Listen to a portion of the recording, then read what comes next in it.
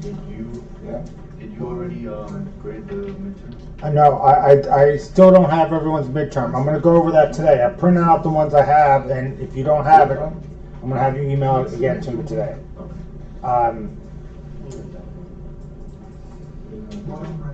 Okay, so guys, I downloaded the Create2VM script. I unblocked it, and then I edited it and ran it. So I have 2 virtual machines, and now we are configuring the IP address on the first machine. Sorry, I didn't record right from the beginning, but this is the first command that I ran.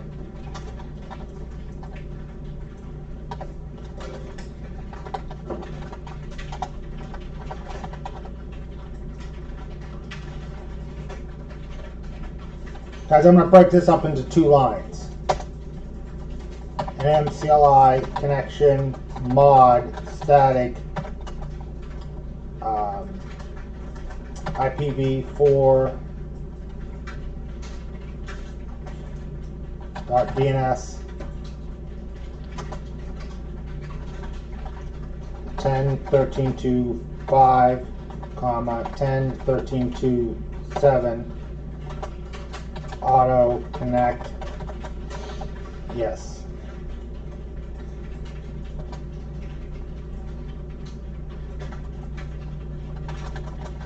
So basically, it created this file for us.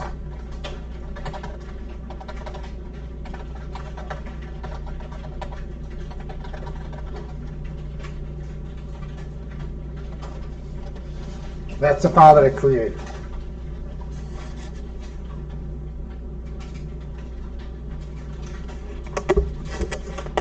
You're more than welcome to edit this file and create it yourself. That would be perfectly acceptable.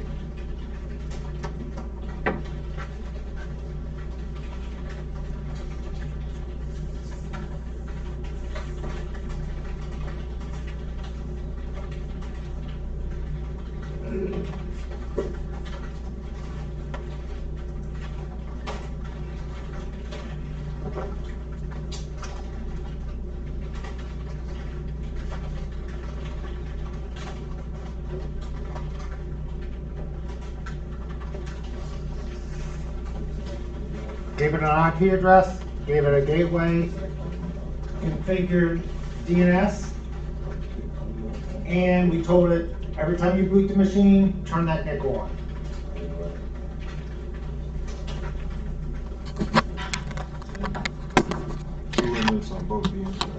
No, but it's going to be different, slightly different on the other. Right.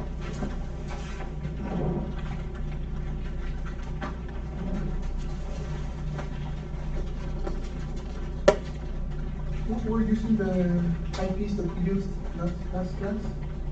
No. The IPs, let me explain. The IPs we used in the last class were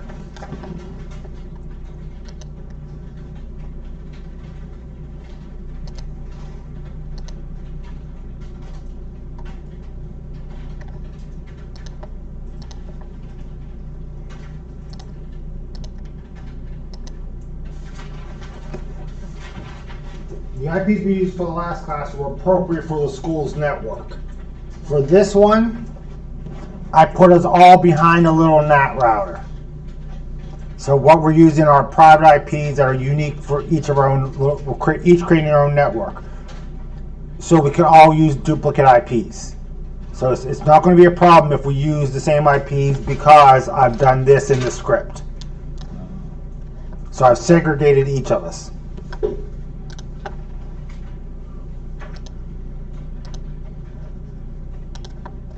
And ultimately, that's what he was asking. He noticed that we're all using the same IPs, and it prompted him, why are we doing that?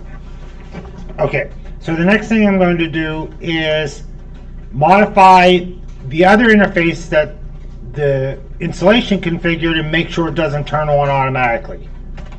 Let me come back there. Sorry.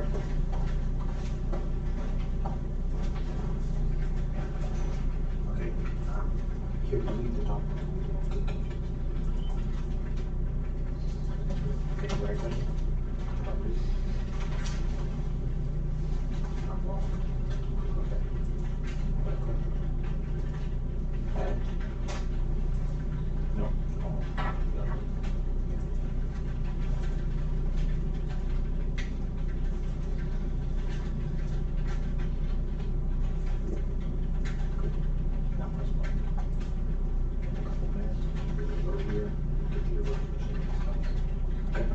Listen, did you got this? Oh yes, take a picture. Okay, I'm gonna run some more command. This last command isn't necessary. I just showed you what we created. So, I wanna show you something else. I'm gonna cat this file. This is the original file that when we installed the OS, cat, you don't really need to go to it, you can just see what I'm doing. This was the original network card. It's designed to come on at the bottom. If you see on boot equals yes. So I'm going to NM, after I raise this up so people in the back can see.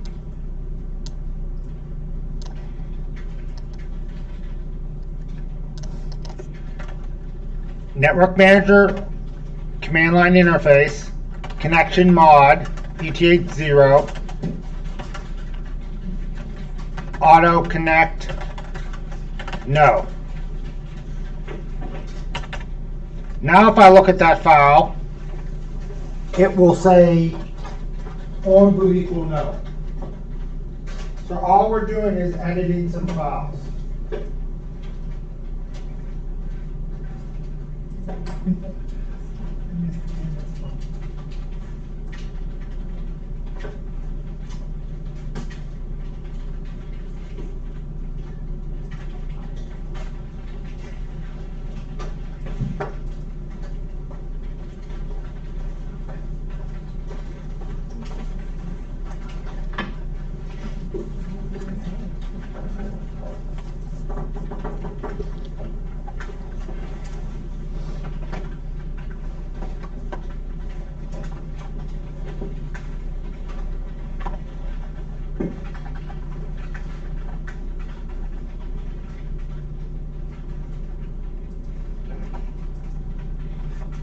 So I'm going to look at this file. Guys, I'm only going to look at the last line.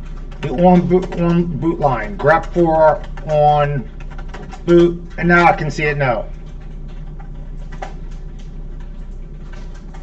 All I did was change the configuration files. I haven't, until I restart my networking or bring up and down an interface, my network still is the same as far as my current IP address. If I reboot, it'll take effect then. So right now, my network is still the same network that I was on before. So now I'm going to set my host name. I'm just going to call it vm1.contoso.com. Guys, we can all use the same IP, same name. Echo 127.0.0.1 VM1 vm1.contoso.com and put that inside of Etsy host. Guys, and just to be able to resolve the name of our other server, we'll put in our other server one as well, VM2, which is not configured yet.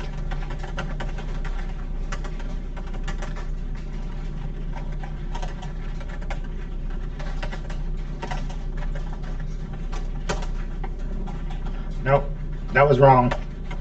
Guys, this is the proper line. I gotta remove that other line. Don't type this. Do not type that one.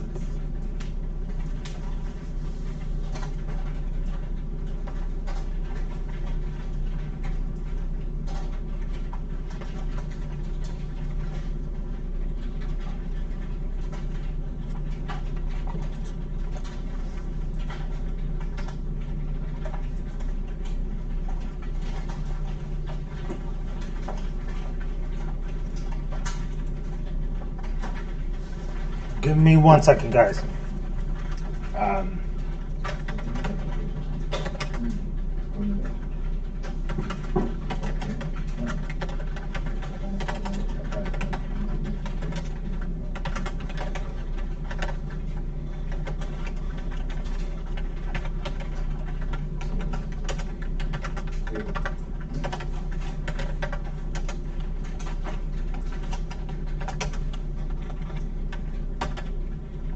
There's my commands. All the commands that I ran. this one, and this one were not needed.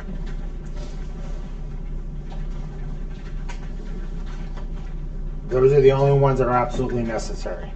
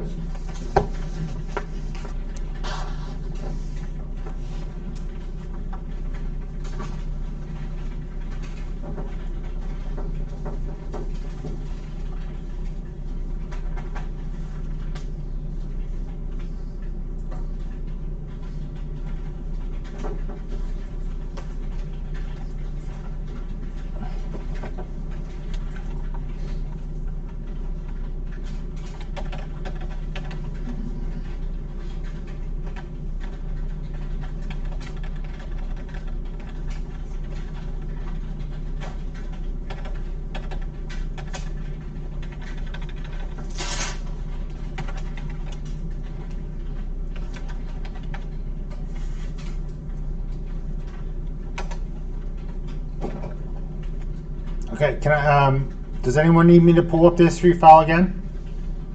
So I'm going to reboot this machine.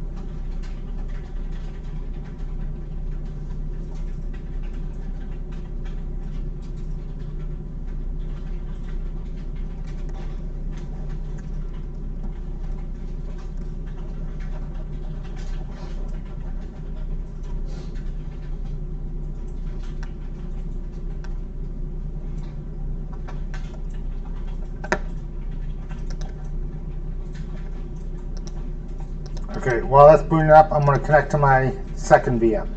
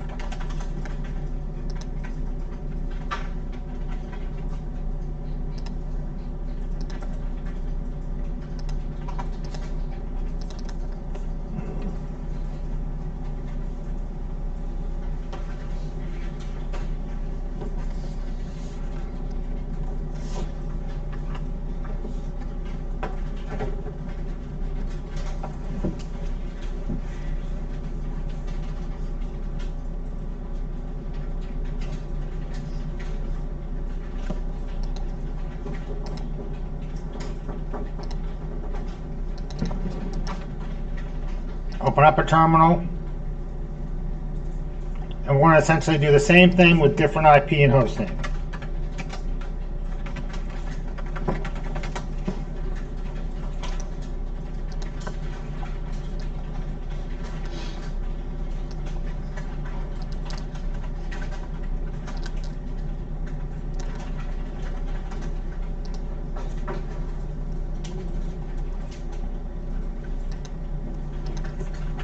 So NM CLI connection add connection name static type is Ethernet. The interface, the physical interface will be ETH0 IPv4 172.16.0.3 I forgot something, guys, on the other one. We have to fix it. Slash 16.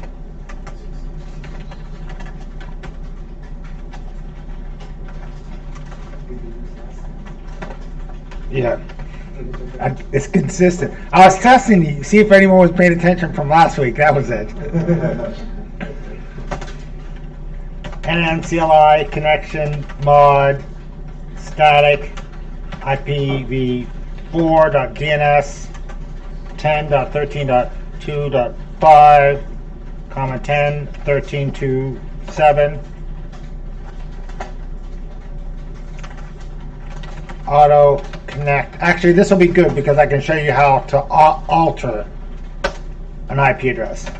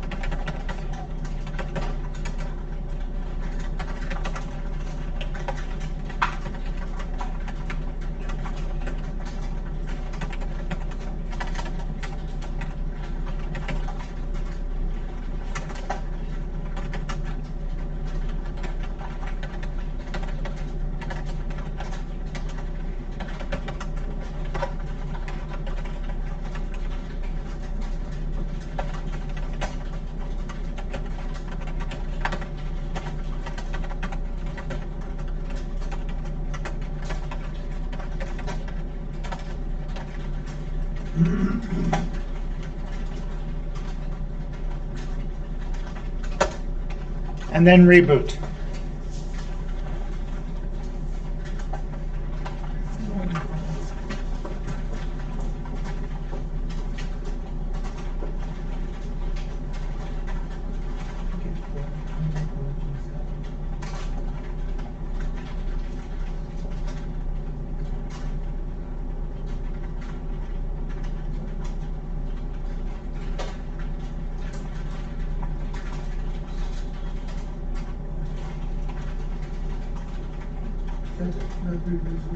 No, this, you can't modify static, the static was never created. Now, do this, there. Now we'll create it, now you can move on.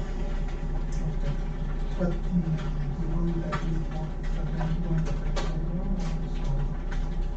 He never accepted it. I don't think he accepted it.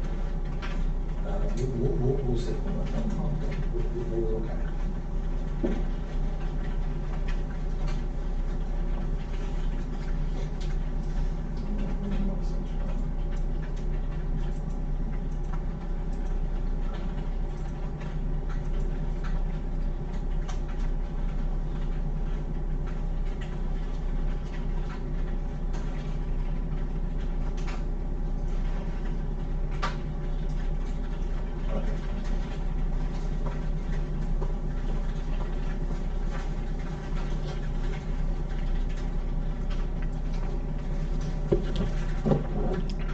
Guys, if you need to, take a picture of this.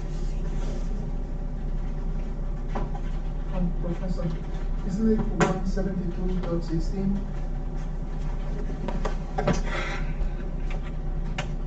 You can't say this before I hit enter.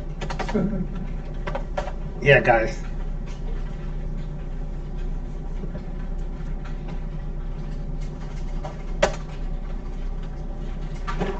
So guys, we gotta delete that other line.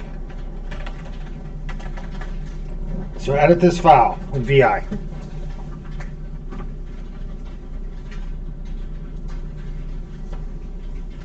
No, I'll actually show you a cool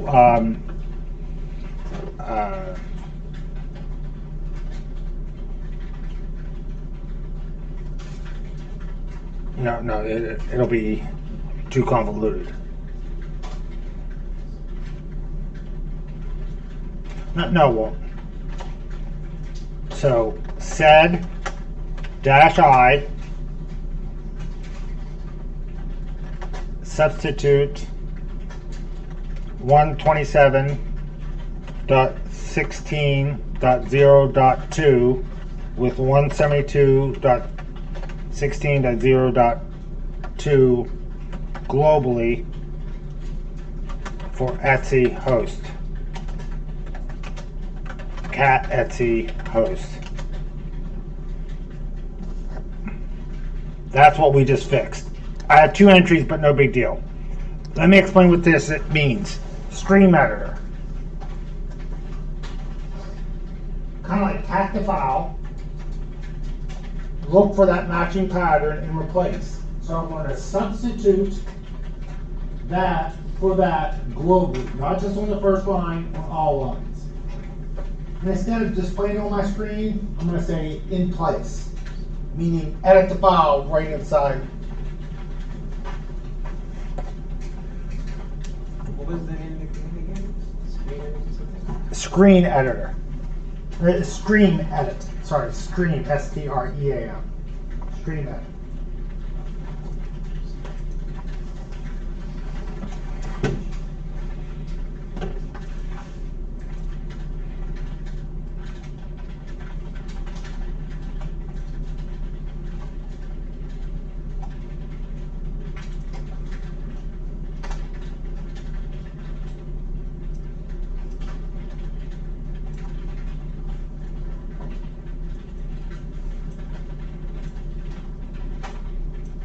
Or I could have just deleted that line, that would have been better, but instead of substitute, I could have put a D.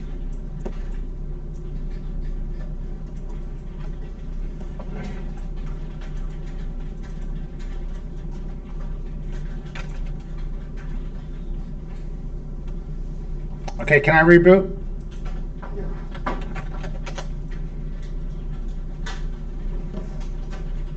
Okay, I want to go back to the first one because we made a mistake there.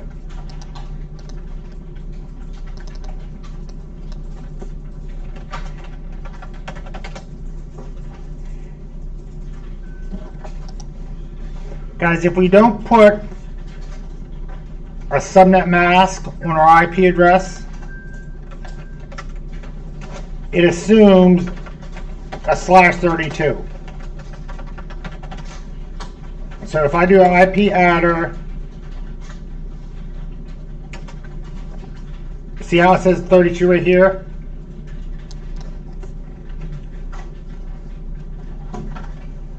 If I do NMCLI connection show static, I can grep for, when we entered the IP, what did we type? IP4. If I want to view the IP addresses, I'm going to grep for IPv4 dot addresses.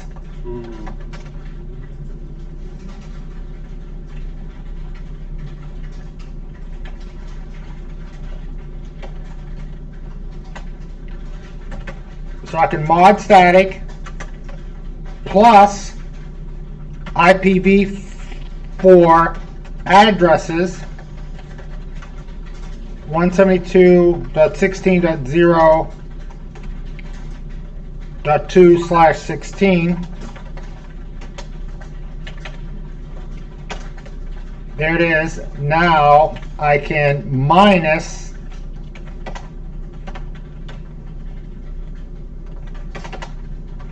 .32. So it's actually kind of cool that I can show you that. So if I just want to add an additional address, I can give each interface as many IP addresses as I want. So I can do that with the dash, the plus or the dash. I'm going to move this up a little bit so people in the back can see it.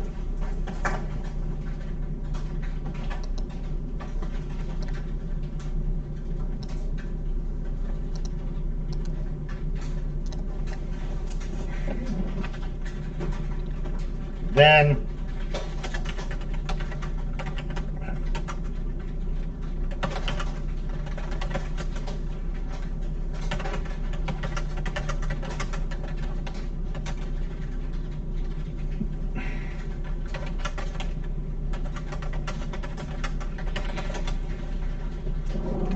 and I can now see I have a /16.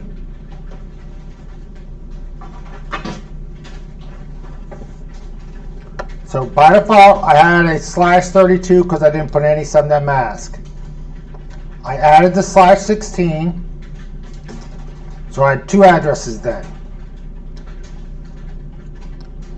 I took away the 32, I'm back to 1. Once I've done that, I restarted my interface, so it took.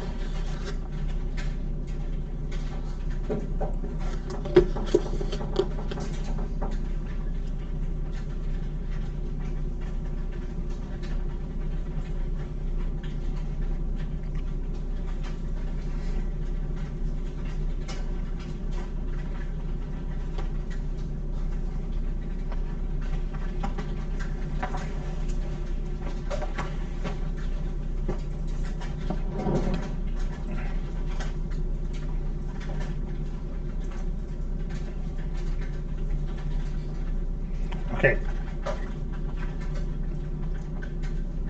Guys, we have this service that's running. System CTL status SSHD.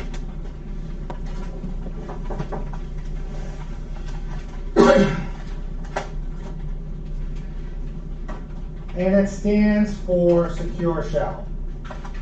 Basically, it's going to listen on any IP address that you have on your machine, IPv4 or IPv6, and on Red Hat boxes, it's enabled by default. On Debian, you have to enable it. They don't call it SSHD, they call it OpenSSH. Same thing, same software, they just have you start with a different name.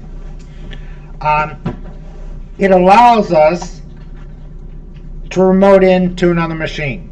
So I could do SSH, VM2, or vm2.contoso.com. First time I connect, it's going to ask me to download a key. The thing about SSH is it's secure. All my traffic between me and the other server is encrypted with SSH keys.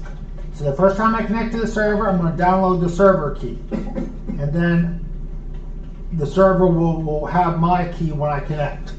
So we each have our own set of keys, a public and private key. Guys, when you type your password, it's not going to show up on the screen.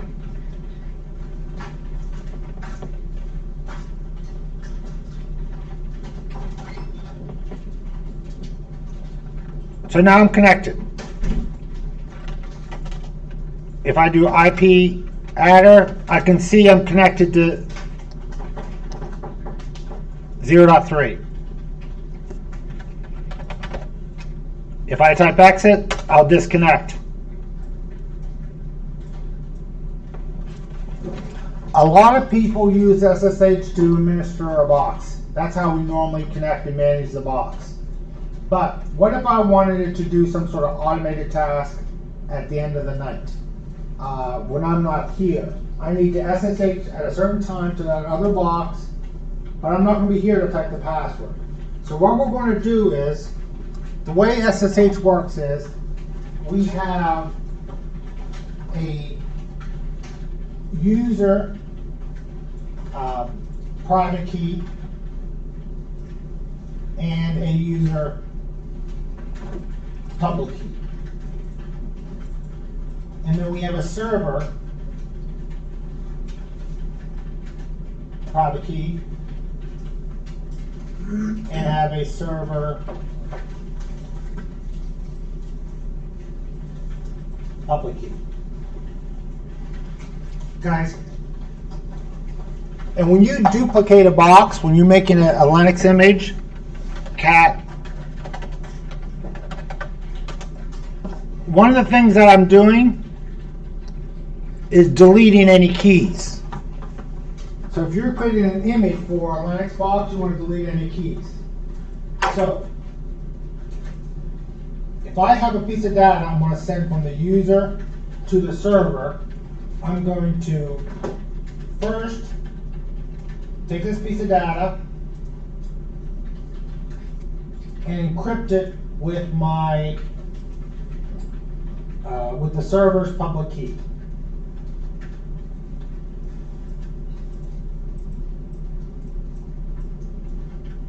Then I'm going to encrypt it a second time with my private key.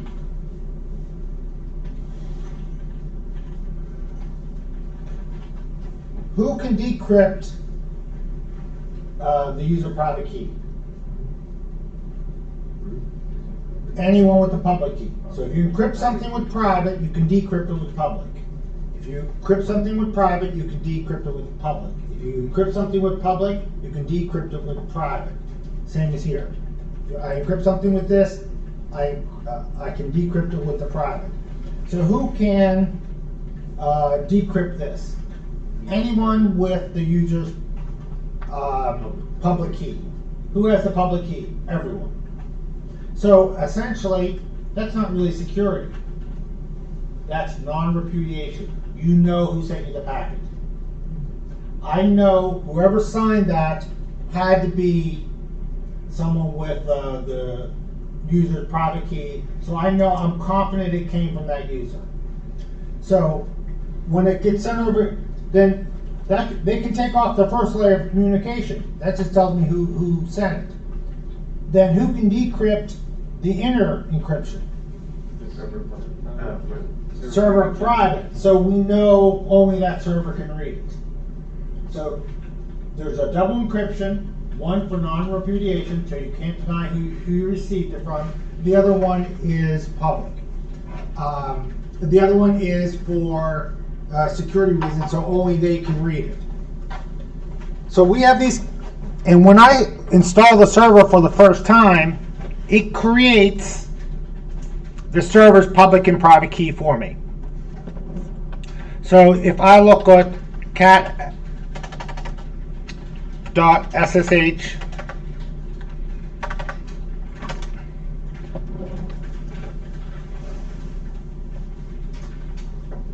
so when I first installed the server, it created the private and public key pair automatically.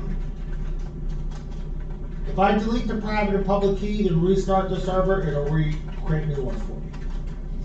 So the first time I connected from this machine to VM2, it downloaded the server's public key for me and kept it secure. I'll never download the server's private key. So what I want to do is I want to take my user's public key and save it on another box and associate it with another user account. So I'm going to take one user, my public key, connect to another user, and save it under that user. So when I sign in as that user, it won't ask me for a password. It'll automatically use the keys. So let's create a user account on here. User add B Ferris. You create one for yourself.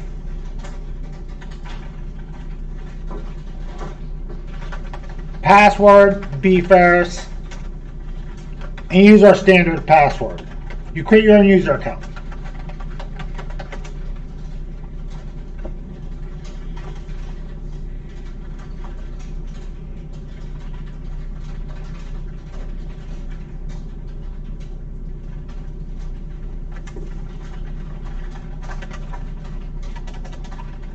I'm going to SSH to the other box as root.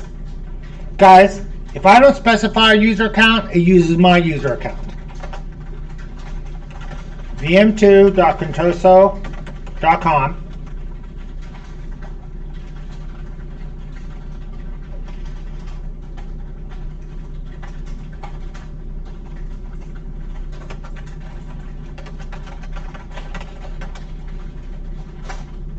I'm going to create a user account called bferris over here as well. And I'm going to set the password.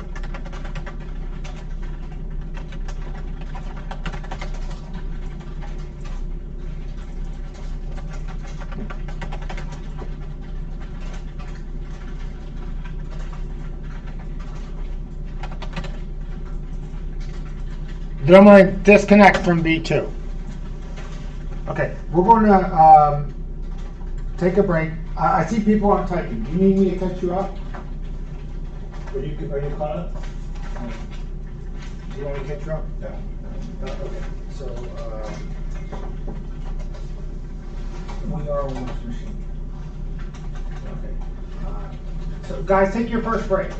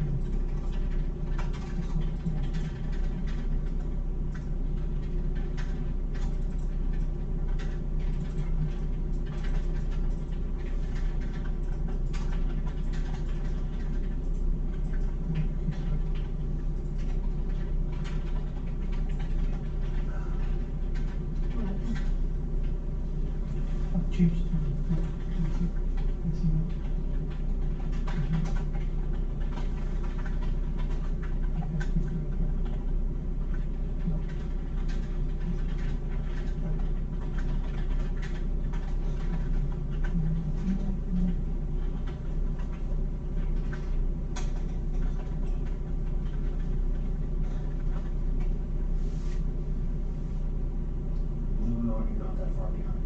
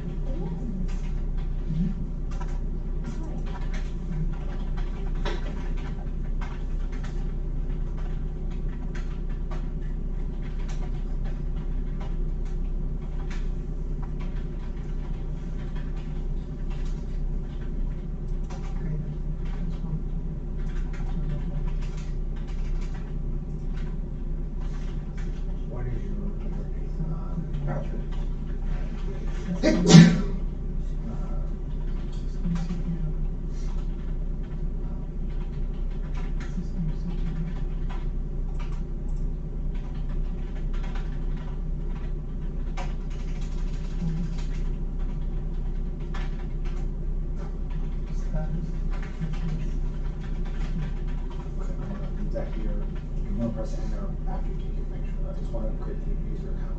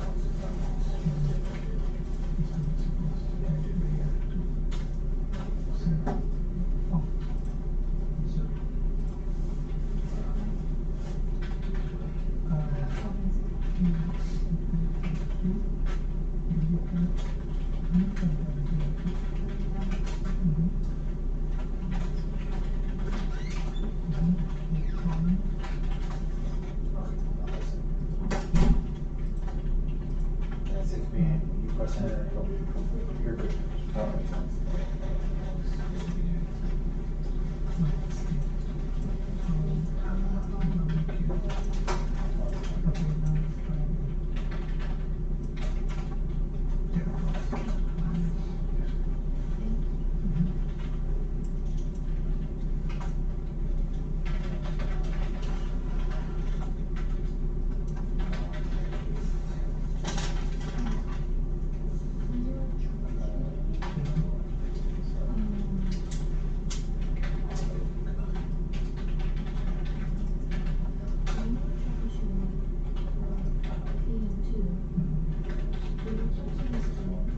No, I'm gonna pull this up.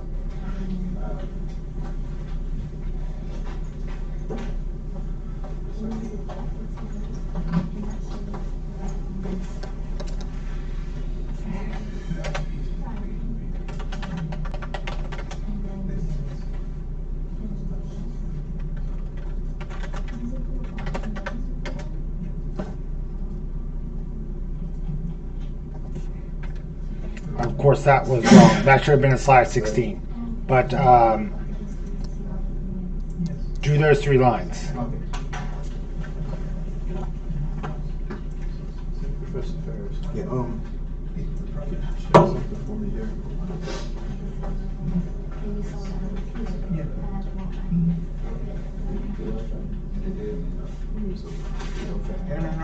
no, Just type quick.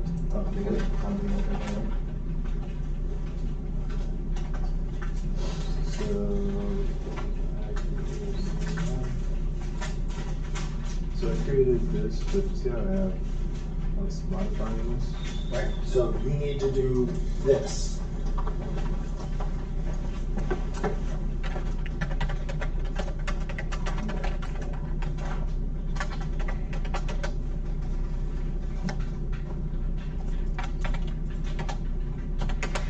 Sorry. You need to run this command. I'll pull that history back up. Oh, the last one. Oh, the second to last? Yeah. Cat. Out.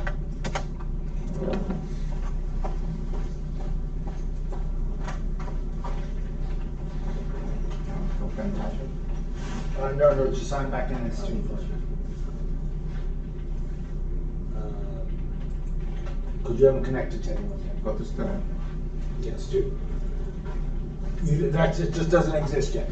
As soon as you SSH to one machine. Okay, are we good in the back? Oh, let me, yeah, right here. This is what you want.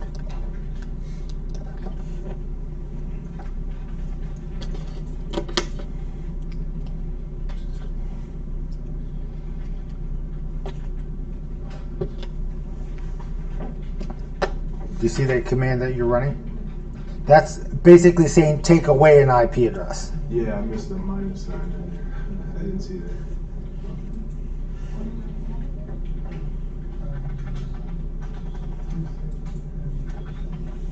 Yeah, guys, you gotta learn how to type. It's like I don't know. Being a guidance counselor, not liking to talk to people. Okay. Okay, Patrick, I'm going to show you the other machine. I mean, not Patrick.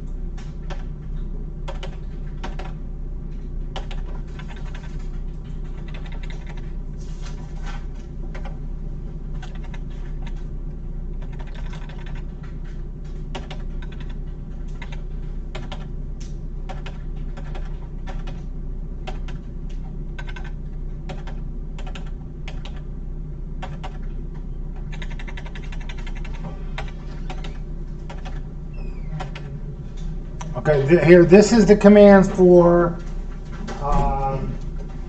VM2. Okay? Now you're going to use your username. Okay, you're going to use your username here. This is all command you need to type.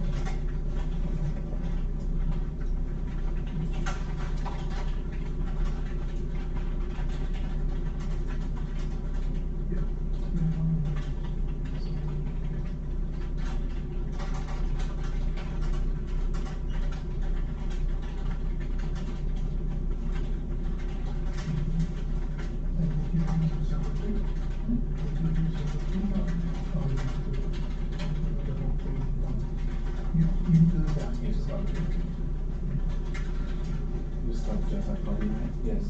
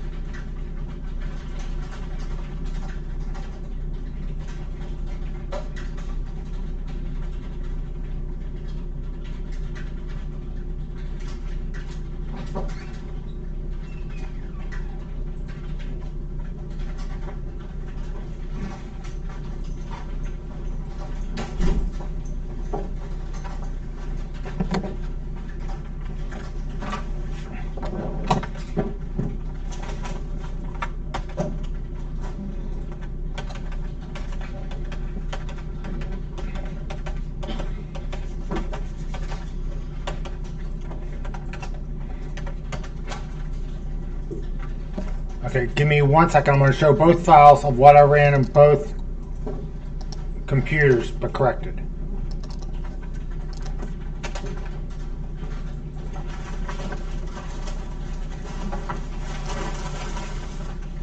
This machine is running like a dog today.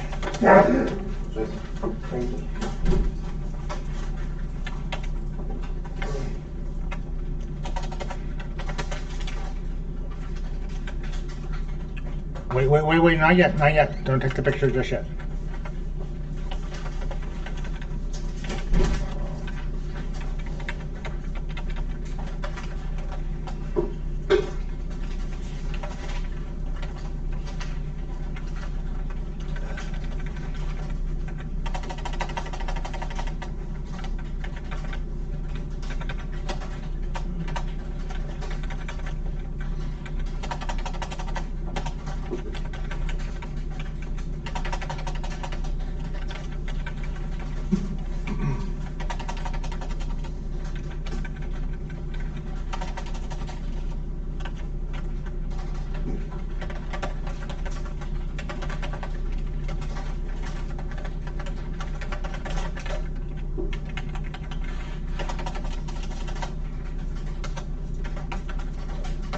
Okay, guys, this is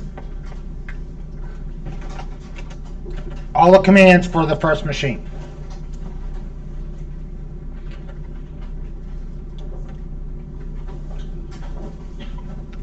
Take a picture of this, Lance, so you can catch up. Did you download the 2VM script? Yes. Unblock it, right click it and edit, then press play.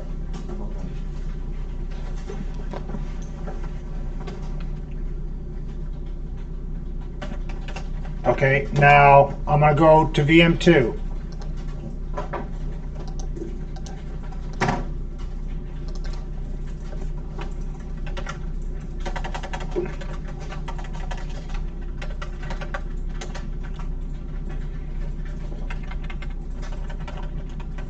Let me get rid of all the numbers.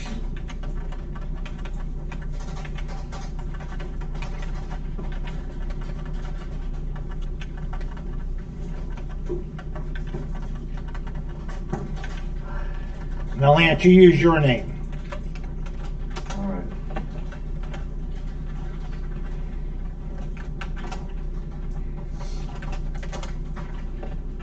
So this is all the commands for VM2. Okay, everyone has a picture?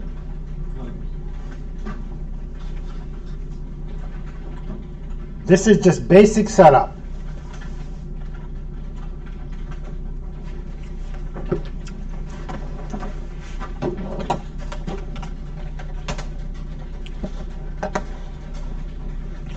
Okay, so I'm going to go to VM1. And if I want to connect, I'm going to exit out of here and I'm going to sign in like I'm signing in normally as B Ferris. So I'm going to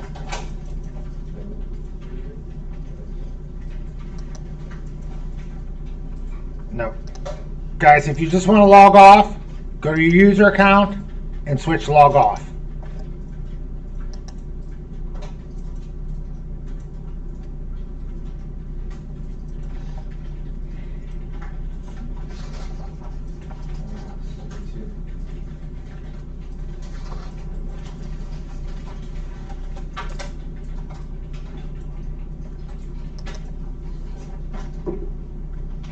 I'm going to do the same in VM1, so if you're on VM1, it's fine.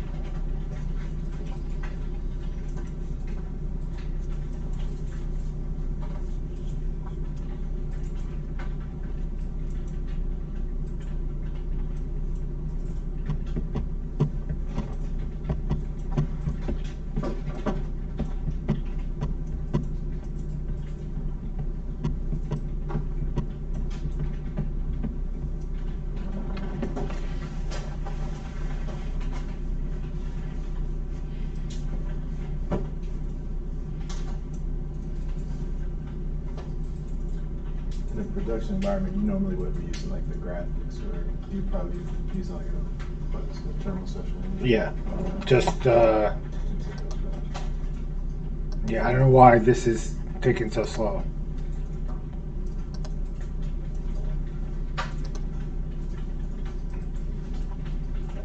Okay, Which account do we, I'm signing in as my B Ferris. And I'm on Linux Server 1.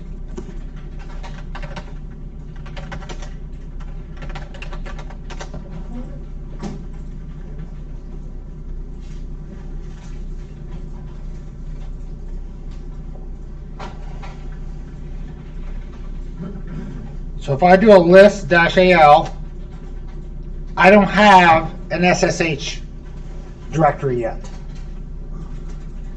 Because I haven't connected to anyone. First time I connect, I can do SSH, signed in as B. Ferris on vm2.contoso.com. If I didn't want to do VM2, I could have typed the IP. That would work as well. Either will work. But we have our host names configured properly, so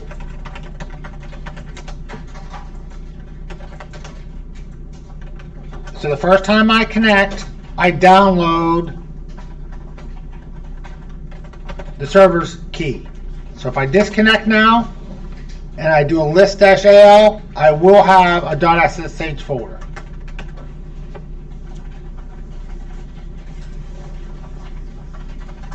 I disconnected, accepted the key, put in my password, and disconnect.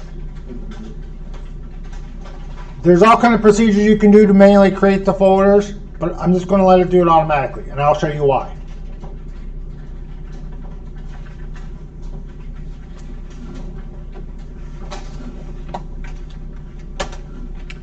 Look at the permissions on this folder. They are read, write, execute only for the user owner, which is my account. If your SSH keys have too relaxed permissions, SSH won't trust them and it won't use a key. So if you manually create the folder, you need to make sure that folder is only you have access to it, no one else. If I do a list-al of that folder and look at the keys themselves,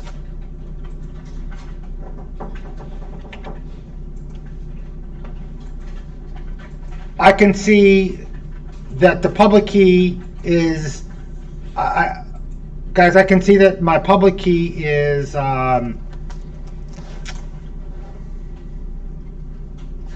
don't have keys yet, guys. I gotta show you how to create the keys. I have to create my user keys.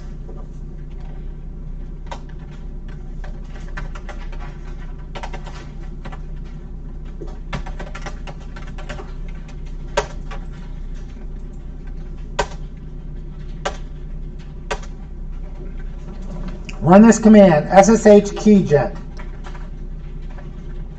Does it matter what directory we're in? No.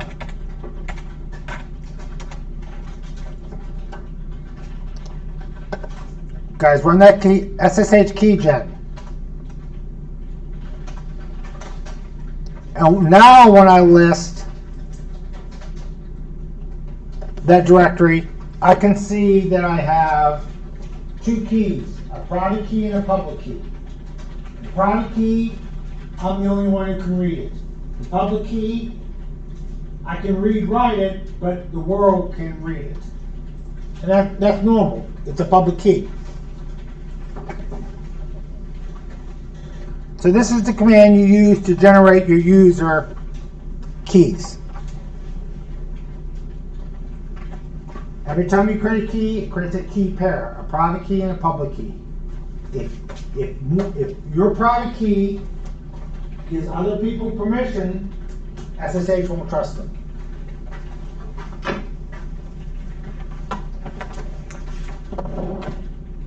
I'm going to show you another directory. List.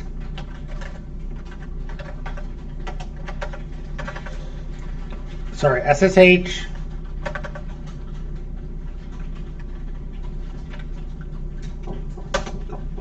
List this directory right here.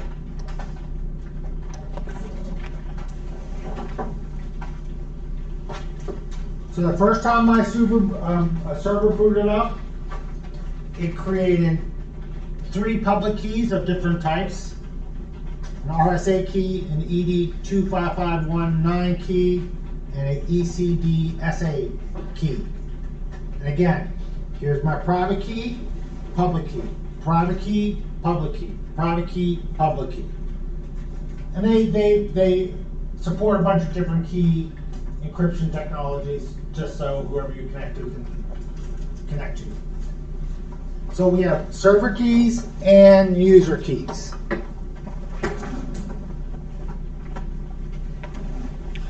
Now I want to be able to connect to the other box using keys as opposed to typing my password every single time. So I'm going to take my key and I'm going to copy it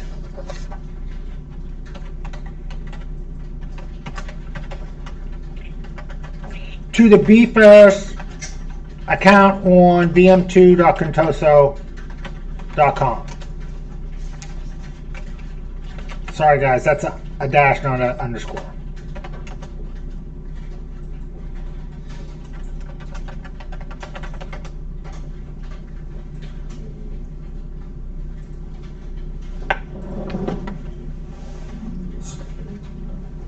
So guys, this is the command.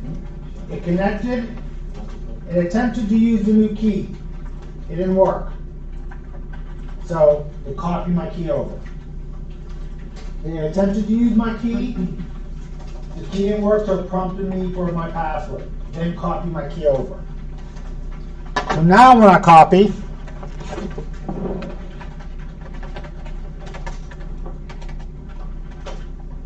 now when I connect through SSH,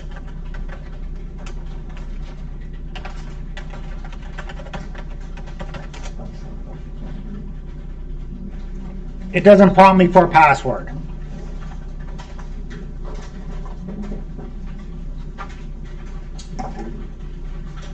Guys, the only commands that were necessary were SSH,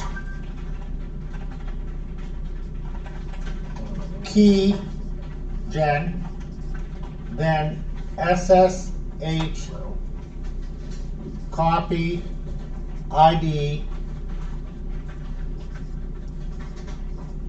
to this user account on this server.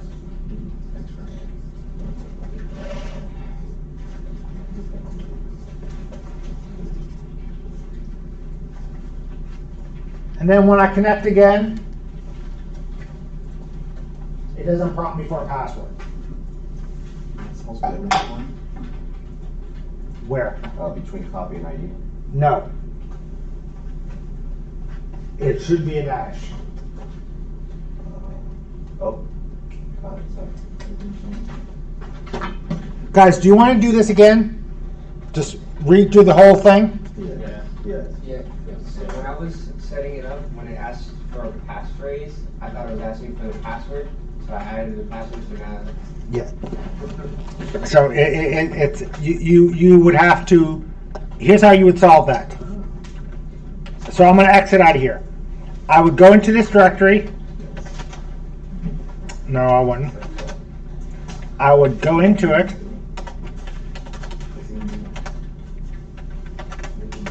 Delete your public and private key.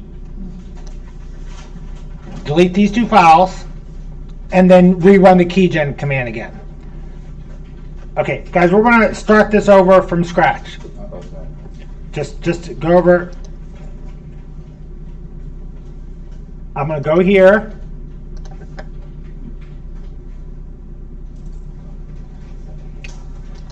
I'm going to open that script and play again.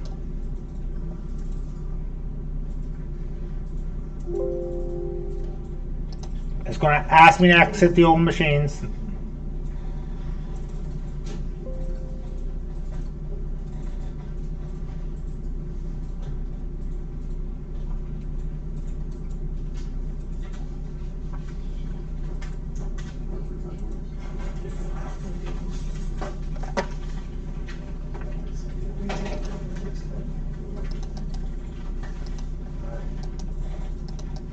Guys, I have to set my resolution.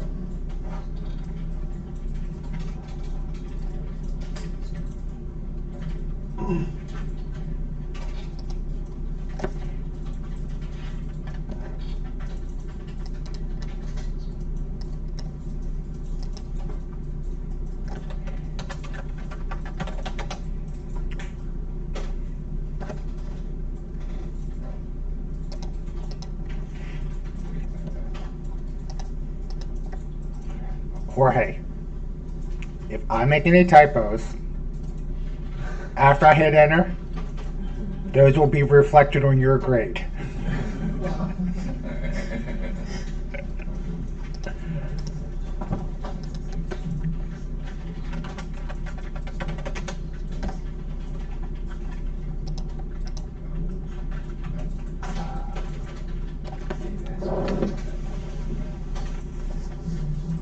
Okay, guys, I still have to do a reboot for my screen resolution.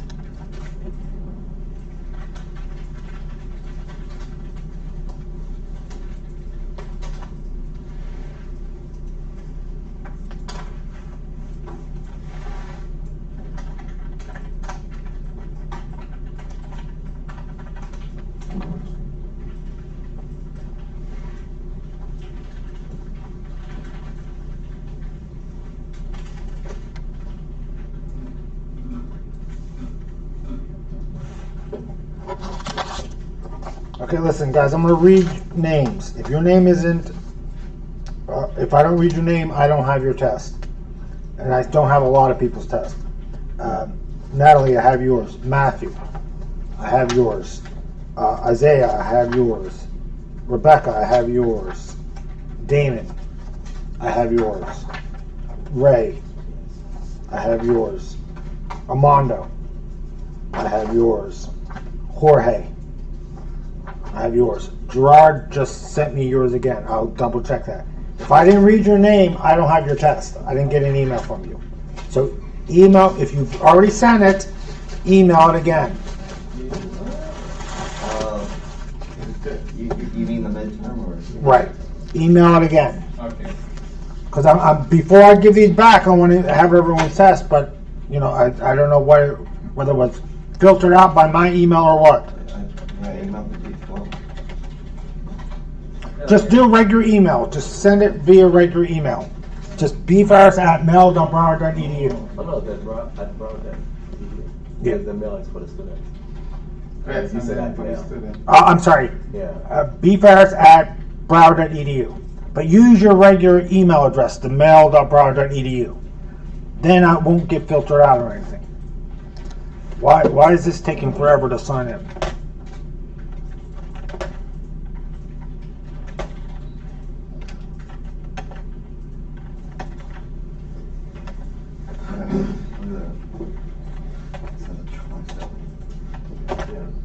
I sent it.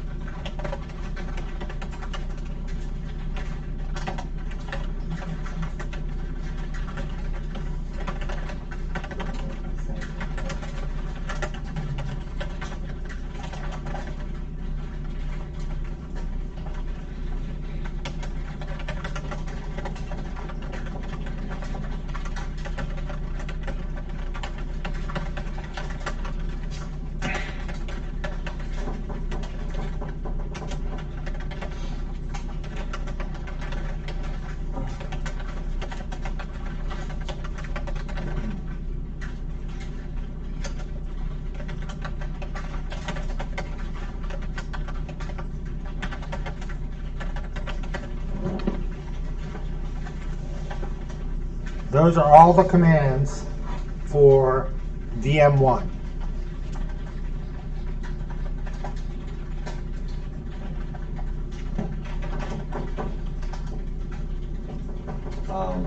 Did you get my, I don't know. Send it. I'll check before we leave. I'm gonna. Send it.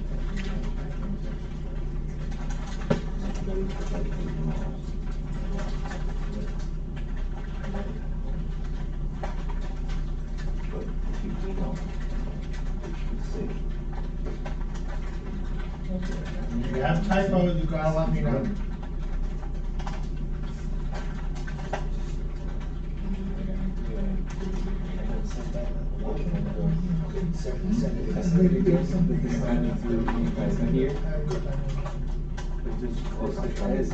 No, listen, I know something's going on, it's probably something.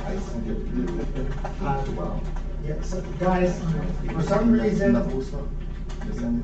my regular email filters out the PC Online email sometimes.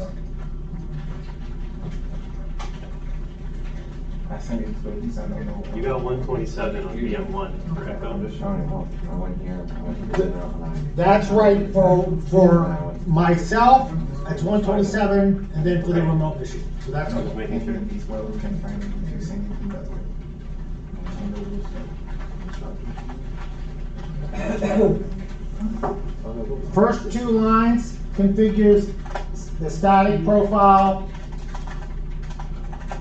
The third, this line right here, modifies the ETH profile, the default one, so it doesn't come up. Next three lines are for host name and name resolution, and this line creates a user account, this line sets the password for the user account. Okay, hey, listen, don't worry about that. Before we leave today, I want you to, if I didn't read your name, you're going to send it over.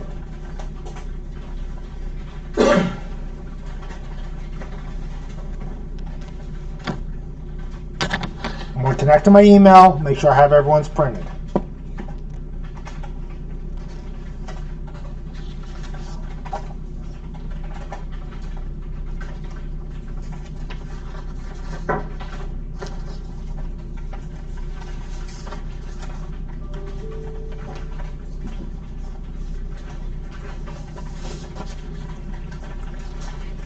I just want to show you. I'm not going to mark you off for this. There is Came up that. as soon as I edited that. Use that.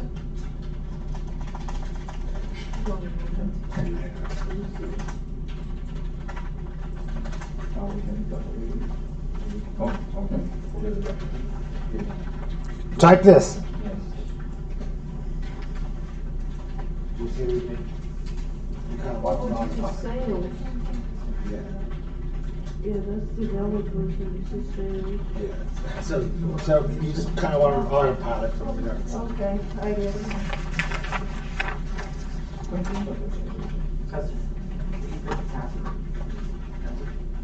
Now, I typed capital PA11WRD twice, but it doesn't display it on the screen for security reasons. Again, I put in our standard password here.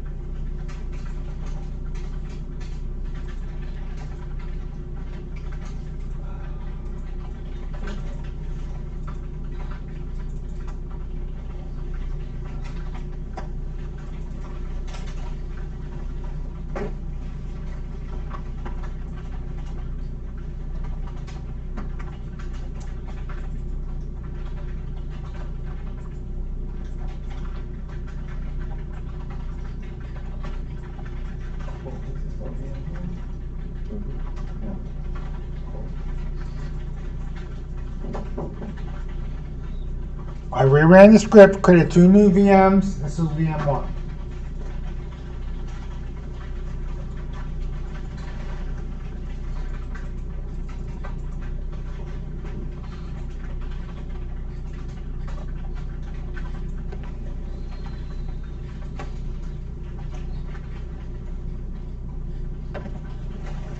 So you want us to add our name instead, or?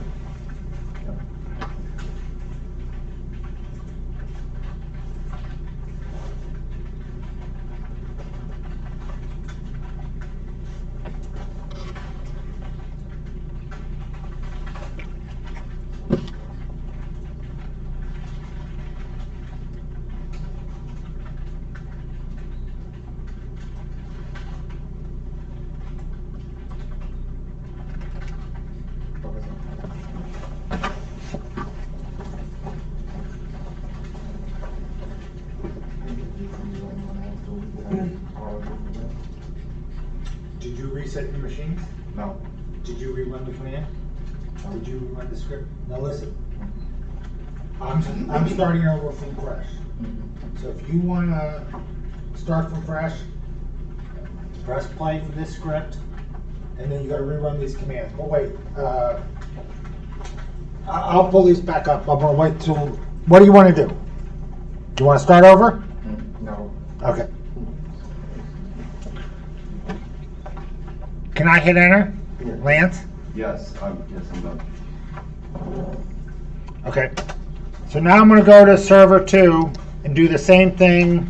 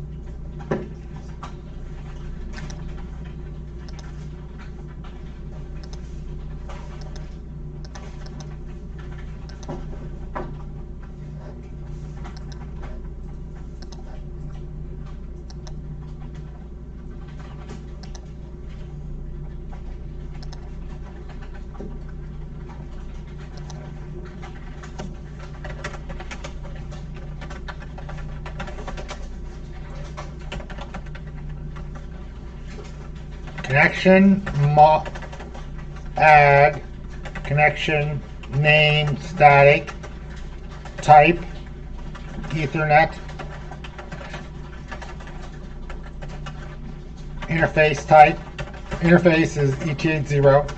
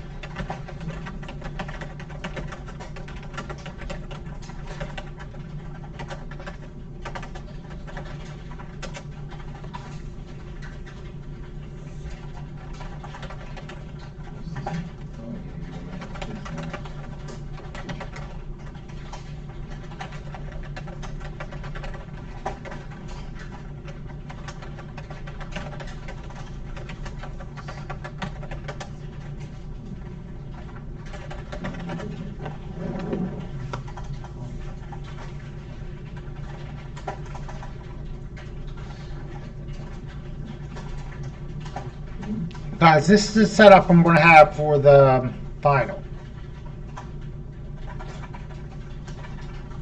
You know, these two VMs.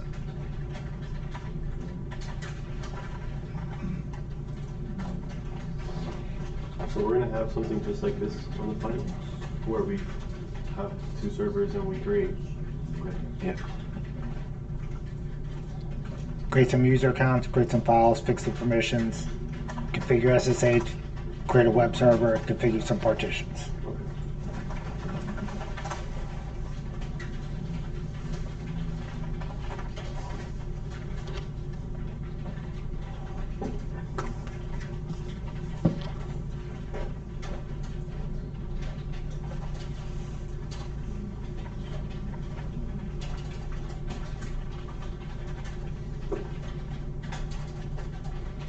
Are we gonna get to looking at drives and? After this. The two VMs, if you look at the original script I had you run, Oh, they have those 4 drives? on there? right, Yeah. so we could do that. Okay. I also want to show you how to set up a web server, Oh, that's what I mean. which wasn't part of the curriculum, but it's kind of cool.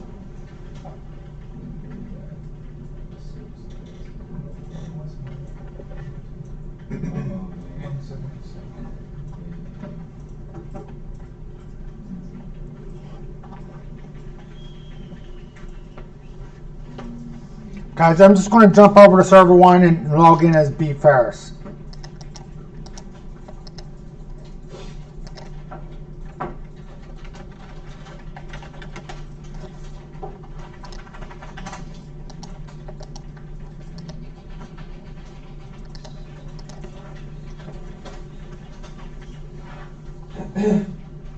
May I hit enter?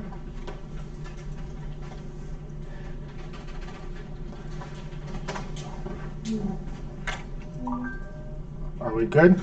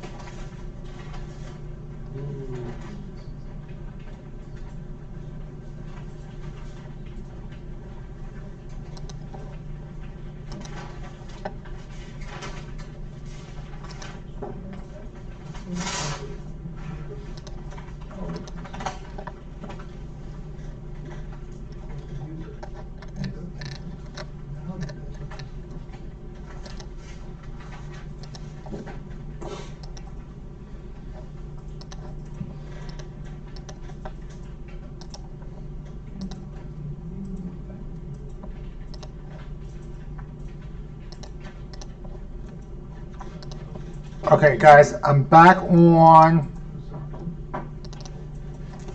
server 1, signed in as my user account. And the first thing I'm going to do is what's the command to generate my user's public and private key pair?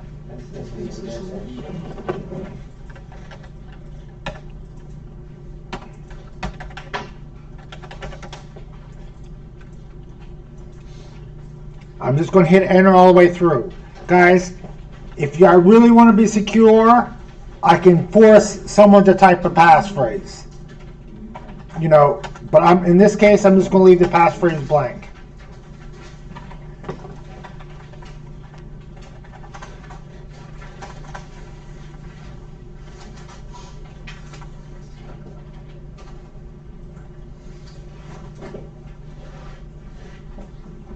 I'm going to connect to the server one time, just to copy the server key so I have it.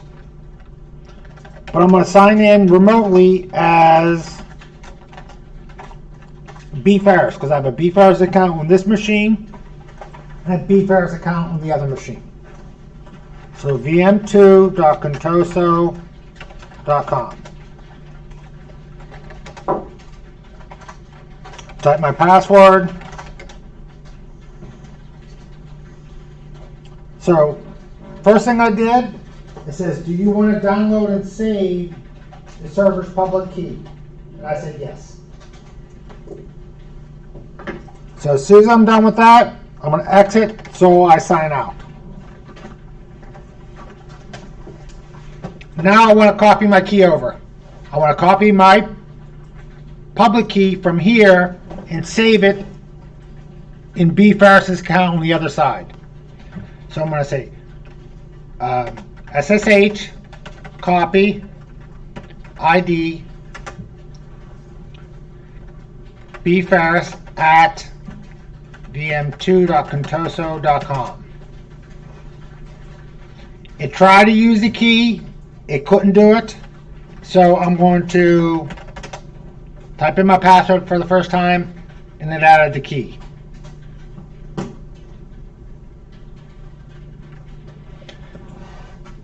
So basically, I could put my thumb drive,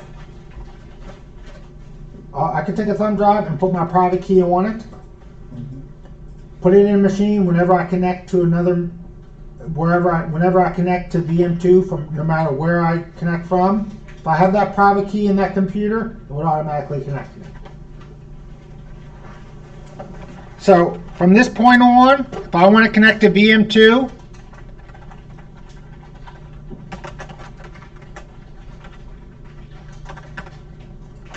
and I have this private key locally, and I put my public key on the other side, I would sign in no password. So SSH bFerris at, that's only going to work as bFerris. It's not going, if I try to sign in as root, it won't work. bFerris vm2.contoso.com. Sign me in without a password. If I do a list -al, sorry, SSH, see that authorized key file? Cat.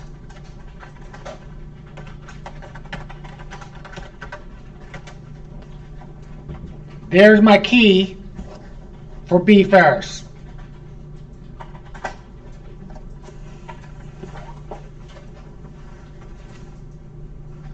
So now I can automate this, saying in the middle of the night, connect, do something to the other server, and won't prompt me for a password. A lot of servers block you from SSHing as root. They won't allow you to connect as root. You have to connect as a non-privileged user account and sign it, then SU as a user account.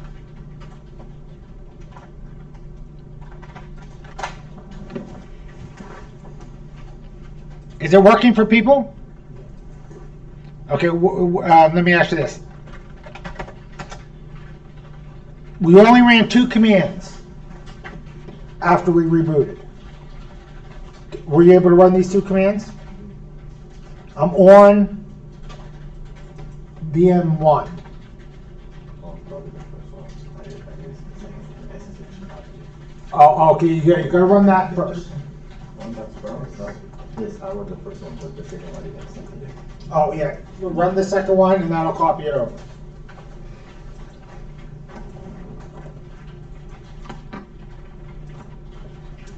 I just want to show you the config file for the SSH server.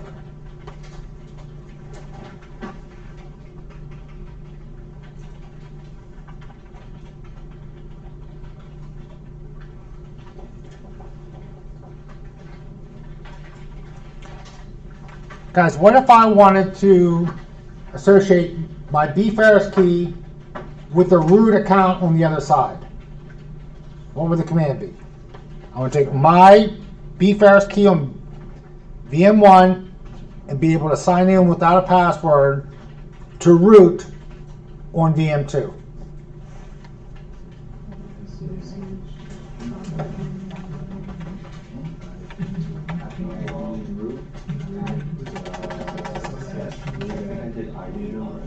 Yeah, so I don't have to copy it to a B Ferris account. I can copy it to any account I want.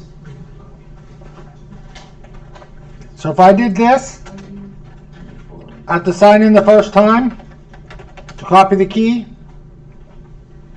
Now from this point on,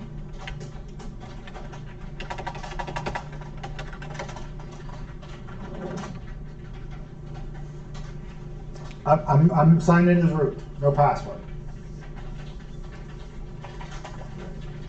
Because every time, even though every time you come from that, like if you didn't copy that password every time you SSH into that, you still have to get that key message, right? The only time I would get to download the key is the first time I connected to that server. Okay. Once you've downloaded that server public key, you're good. Now listen, if I didn't set this up with the key gen, this portion is handled by my password. You know, so we're actually using this because we did that key gen thing.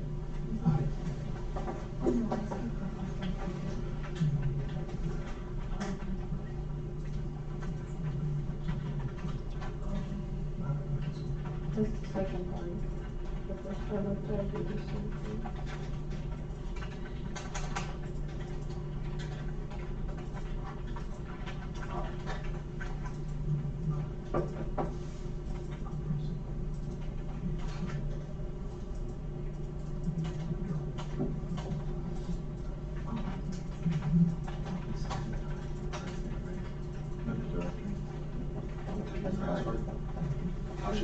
When I did the first one,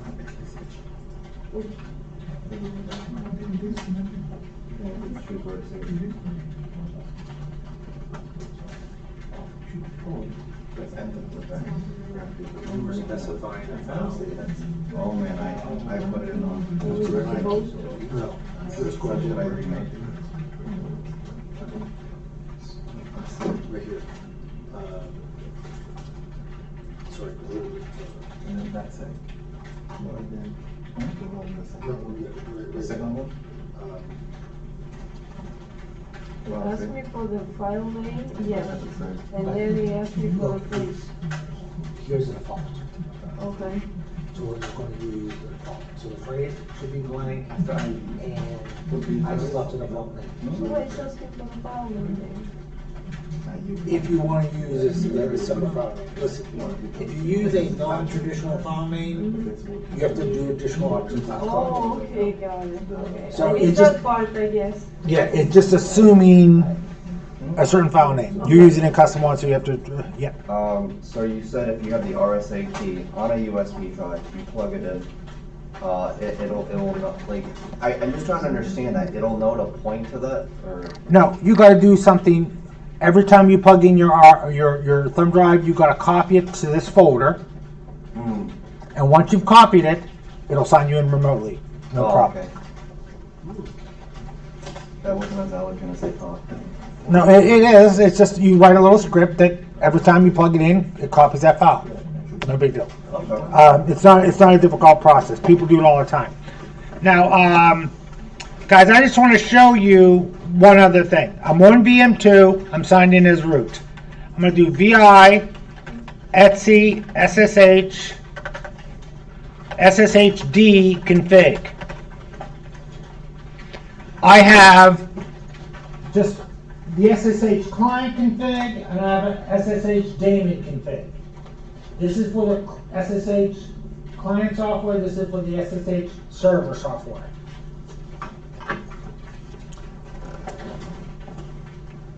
I just want to give you a little bit of an overview for this file, but if I go into it, I'm not going to hit enter. I still see people typing.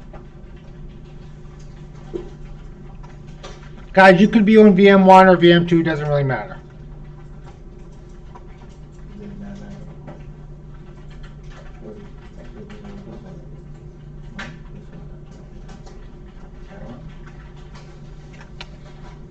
Okay, I'm gonna go here. Guys, I'm in VI. I'm gonna hit slash to search for root. That's not the one I want, so I'm going to hit. Oh, 1 second. Maybe it was.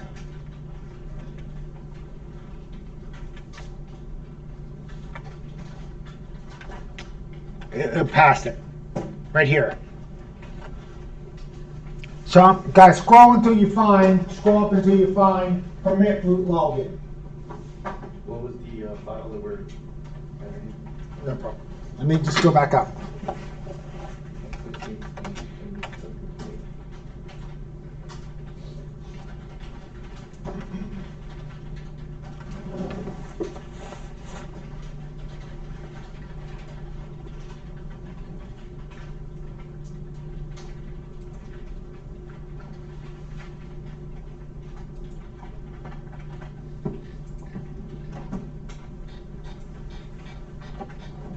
Okay, so guys, there is, if you see an asterisk, just I'm going to show you how to read this.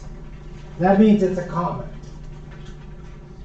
So this command is commented out, but it also shows you the default.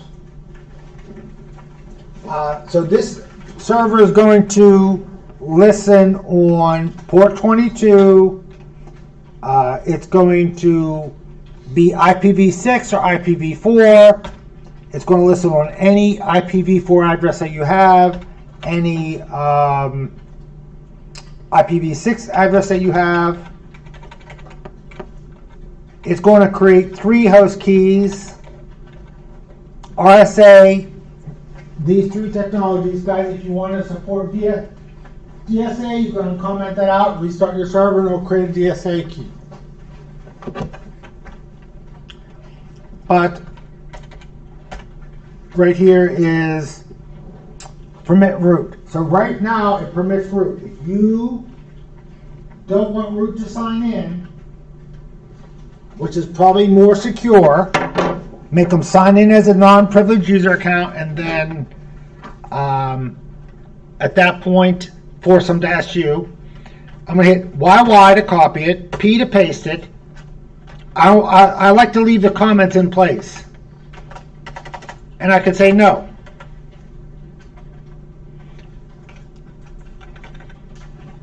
And at this point, I just need to restart the server. Guys, I hit X to delete that line, that comment. I hit Shift A to go to insert mode at the end of the line. I'm going to do that again. Okay. YY to copy, a lowercase p to paste. X to delete that. Shift A to go in insert mode at the end of the line. Escape to get out. Right quit. Yeah.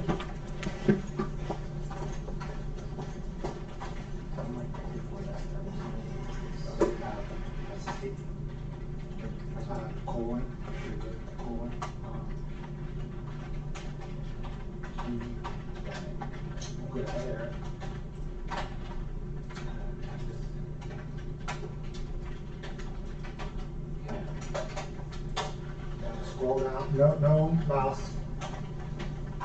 Guys, I'm going to do this again. Okay, I'm hitting U to go all the way back. So find the permit root login line. YY to copy. P to paste. X to delete the hash. Shift A to go in insert mode at the end.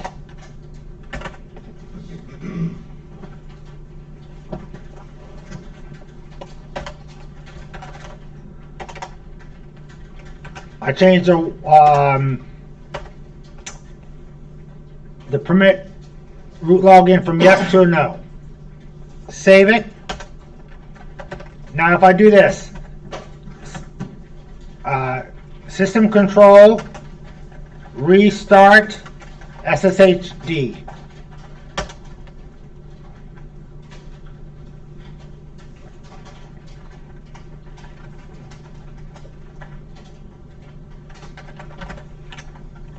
Now I'm going to exit connecting from VM2. I'm going to try to reconnect as root.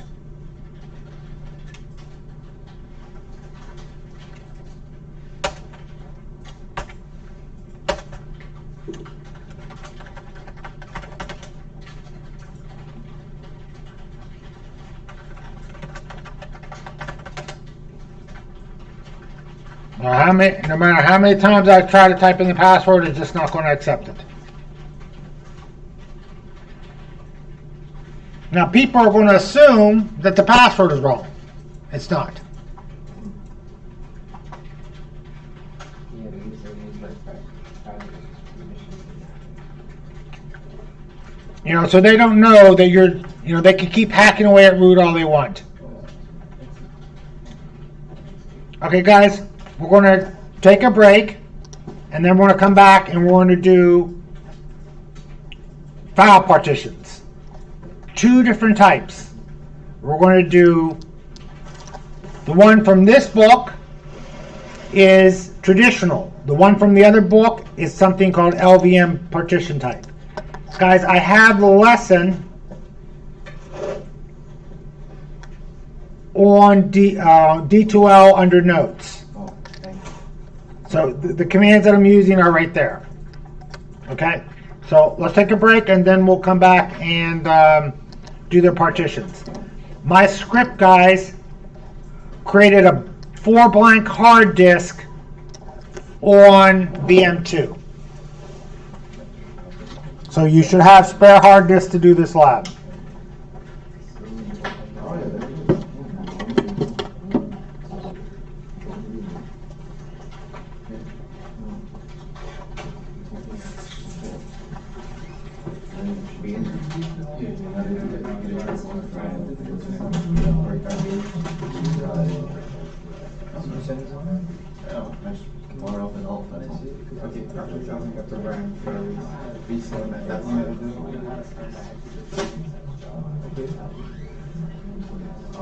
Just download that. So it's right there.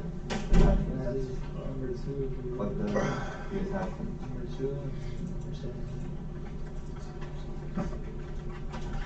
Yes. Okay. Now that you have it, you're going to go to, no, you're not opening it.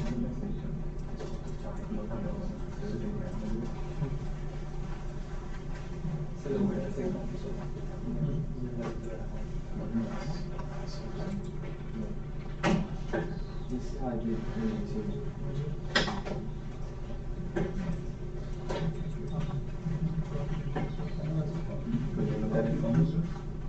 Yeah, that's what I named the function. No, this is what I named the function. I named the function find root. This is the parameter. That's what you were When someone types in find root, they put the name of the group that they're trying to find. Okay? Right. The parentheses is basically, so like for the person, right? Because basically the function is for somebody else to use, right? For like someone else, when someone else logs in, they just want to be able to search for a group, so they just type find group, and then the parameter, whatever you're looking for. So like if you're looking for the group wheel, you know that wheel permission group, you do find group wheel, right? And then the actual function, like the command, is when you put it in the brackets. You know, so it cuts this, yes, cuts out all the extra stuff. Right, this is the limiter. I only want to print the field 1 and the field 2, and then what you're looking for inside this file, after you've found the file and cut out everything you don't need, you're looking for a specific parameter, S1, which is what this is, which is what this person puts in here. So when you put the dollar sign, I'm sorry. When you put the dollar sign 1, that's the parameter that they put into here. So that's the name of the group that they're searching for. So like, if there was something in parentheses, you would have to include that to put like execute all that. Well, Yeah, I mean, you wouldn't want to put anything in this parentheses because this is what the person is going to be looking for. You know, so when you do like LS, this this is like what it's looking for. You know, it's like the variable, right? The variable, the open piece, because it's basically saying like, right, create a function that the group as a parameter. Do you get So this? it's like every time it has to change, it has to be willing to change. So you have to leave this Oh, alone eventually. because it has to be with who the person is searching for. Do a Who couple that more person is times. searching for. That's why that variable is open. You know, so you put function, you put whatever the name of the function, and then the variable, like that open variable, and then the command you want to message. Yeah. It was annoying. Yeah. I mean, whenever we, I got you to say we were gonna do it at home. That's what you're gonna give us some stuff that we were gonna do in class, and then some stuff that you're gonna send us home. You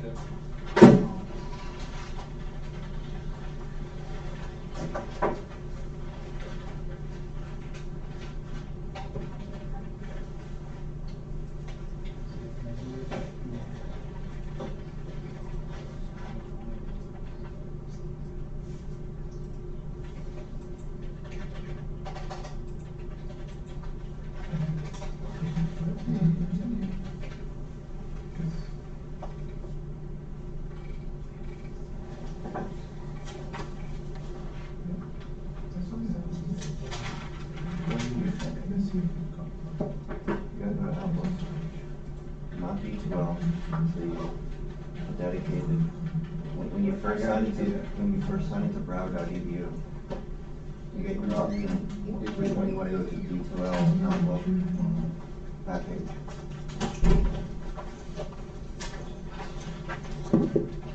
Natalie, do you know if those 2 classes you asked me about are on the schedule? Okay, good. So we'll do that right now. Lance, did you bring that paper? No. Okay. Okay, just think about, we'll sign it to Windows 10 and you can print it, can you? Yes. Okay, good. Any other teachers here today too? Yes. Okay, so you get both signatures today. Okay. So guys, I'm gonna go to VM2. I'm gonna sign in with my user account.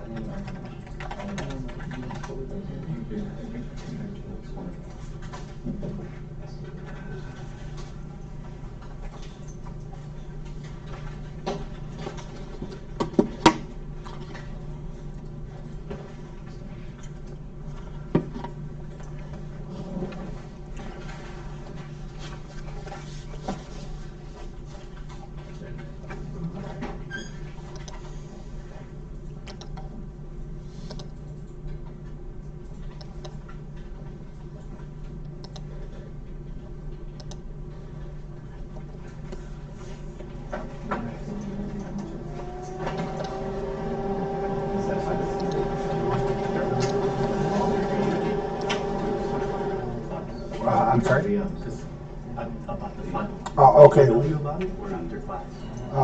We'll right after class. Sorry guys, I printed the wrong thing.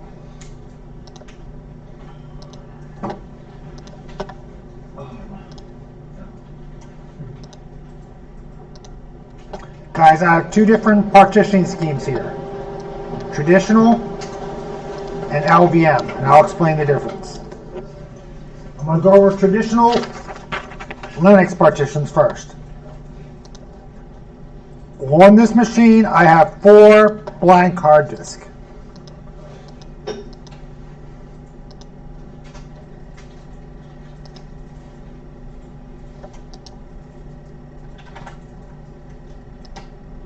I'll open up a terminal.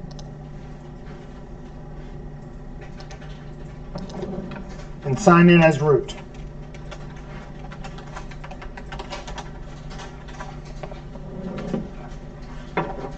There's lots of partitioning tools. I prefer F-Disk. I've been using it for years. The two common ones are F-Disk or Parted. There's a graphic tool also called G-Parted. I'm just going to use F-Disk. If I do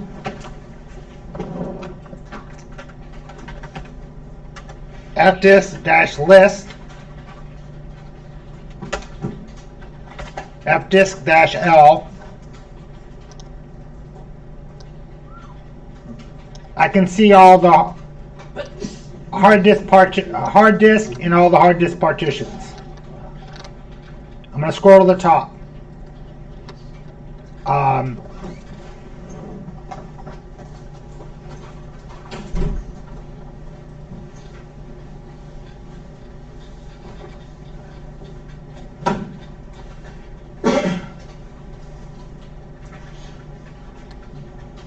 My first hard disk, if it is an IDE drive, an old IDE or a CD-ROM or something like that, will be HDA.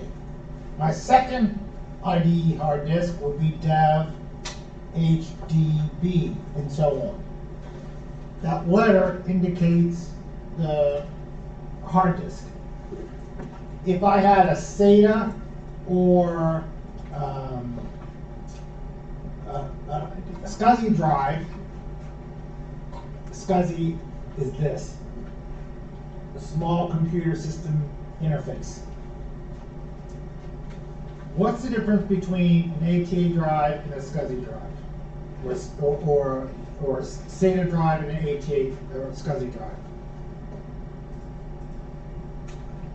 I don't know physically. I know that. Oh, it's, sorry. like I know they're physically different. But SATA drives are dumb.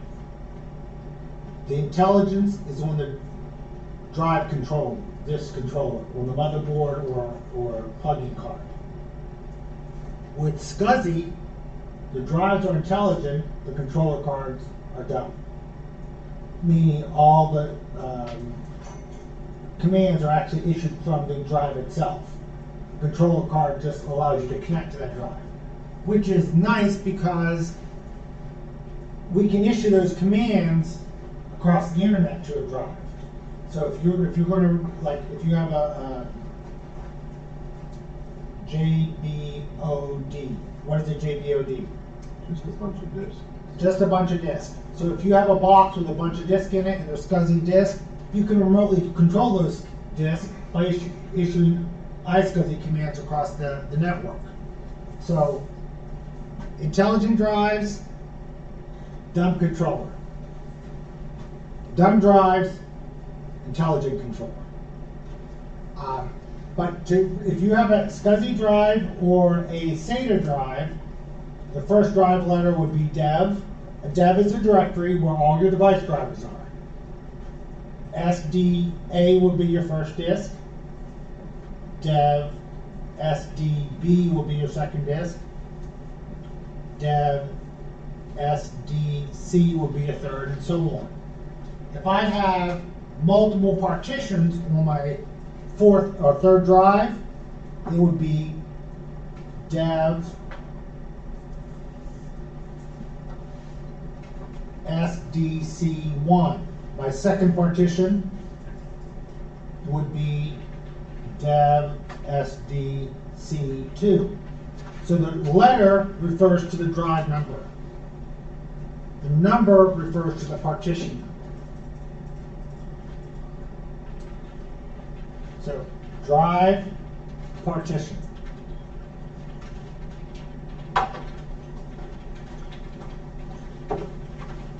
So if I look and I see SDB, which disk is this? Second, third, where's my fourth? Fourth, fifth,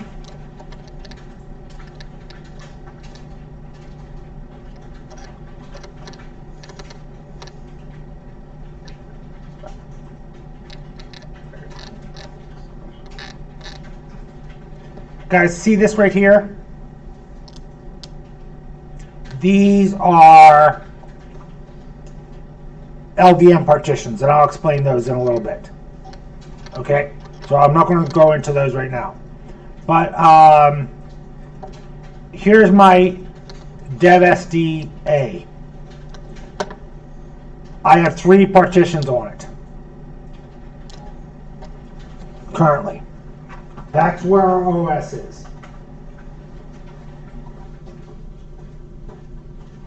Gen 1 machines,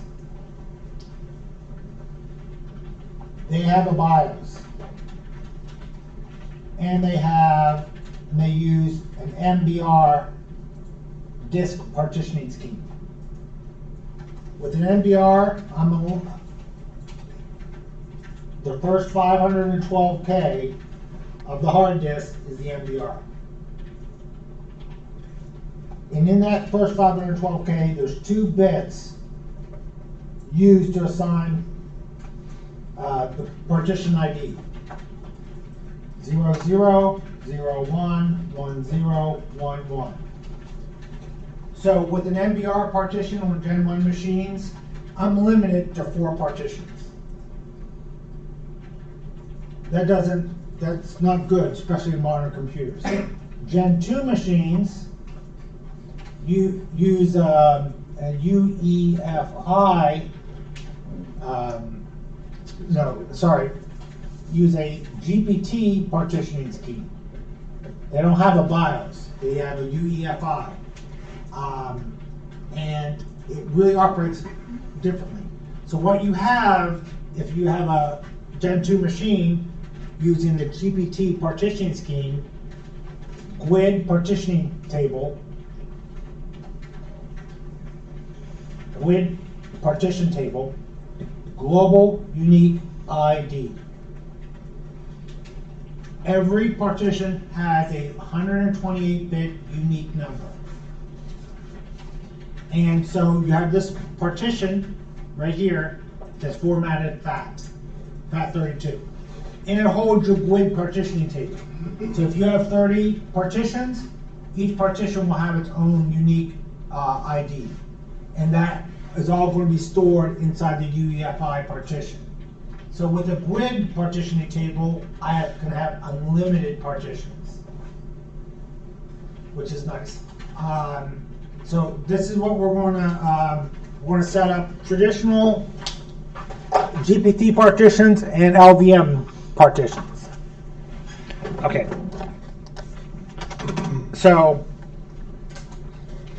I'm going to use my second hard disk, Dev SDB, and I'm going to create a traditional Linux partition. So I'm going to do fdisk dev SDB. Again, you can only do this on server 2. I will see some of you do this. Put a 1 there. Fdisk creates partitions. You can't create partitions on a partition. You can only create partitions on a hard disk. So it's important to understand that the argument being passed here is a hard disk, not a partition. Hit enter. Now, they assume you know this program. So they don't give you any options. If you want to see what you can do, press M for menu. The menu isn't displayed by default. So if you want to see the menu, press M.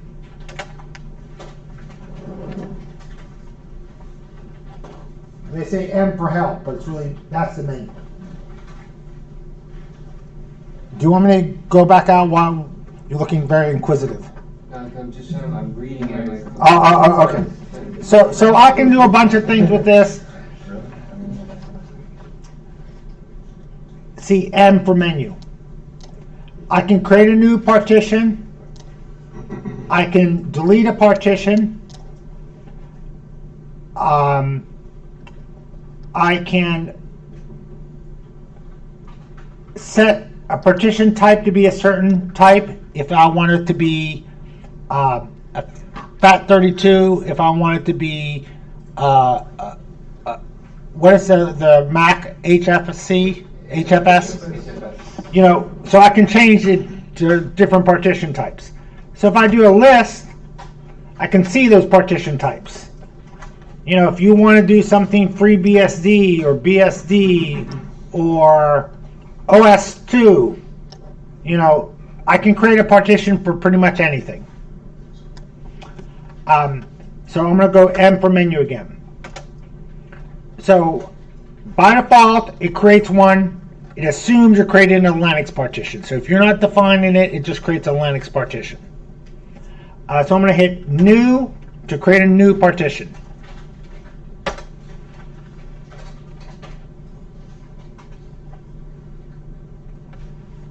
Oh, just a question on that. When you on setting the different partition types, because when you hit when you looked at or looked at it, there's like a whole bunch of different operating systems for that. So you would be creating a partition type because you wanted to map it to like say a Mac system or something like that. No, I could put it like say I had a portable drive that I want to use on my Mac and this box. Well, Mac doesn't support Linux. Okay. So the general theory is Linux has to be the most accommodating to, because their users are going to be on Linux and some other OS. I thought you said Mac was a form of Linux. No, Mac is Unix. Okay, so they have their own file system type. So I would create if I had a portable drive that I want to create to use on both machines. Oh, okay. So it gives you the flexibility. Right. So this is going to be primary. Partition 1. Now, guys, I'm not going to have you do the math, but it's going to go by the first available free sector. So there's your disk is divided into a bunch of different sectors. It's going to go to the first free one. So if you just hit enter, it will assume the first free.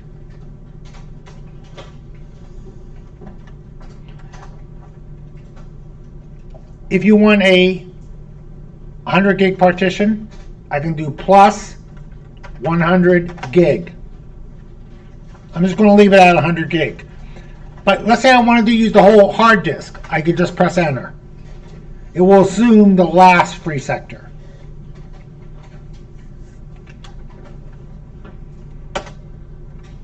So now I've created a 100 gig partition. I'm going to hit the menu key again. If I do a Q, it doesn't do anything. It just exits. No changes are made. If I do a W, it will save my changes and then exit. So if you made a mistake, hit Q, you start fresh again. If you're happy with your changes, and I can hit P to print my partition table.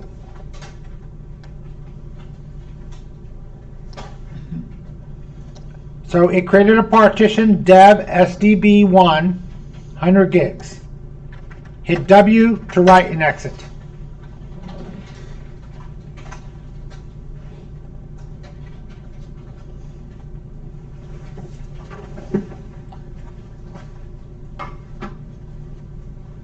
Some OSs will not reread your partition table.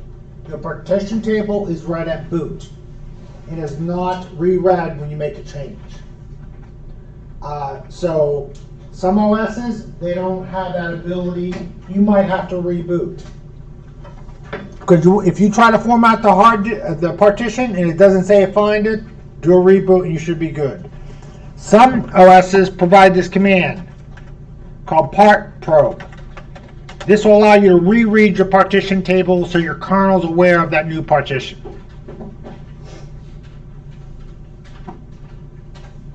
To get out of that with saving it, what's the command? Oh, W? That saves it. Without saving, just type Q. Okay, guys, I just want to go a little bit of history. Debian distros used to use the Riser OS, the Riser partitioning scheme, Riser FS, Debian distributions, and Red Hat was always using ext2, 3, then 4. Different, it's just like NTFS versus FAT32. And they were always wondering which one was going to dominate because Debian was so big and Red Hat was so big. Well, this guy who was pretty much the only supporter of Riser FS, Hans Riser, he's the one who created it. He ordered himself a mail-order Russian bride. And I guess he assumed she wasn't going to have a brain or anything. And so he married this woman, brought her to the United States. He was dominating, whatever, blah, blah, blah. So she divorced him. He murdered her.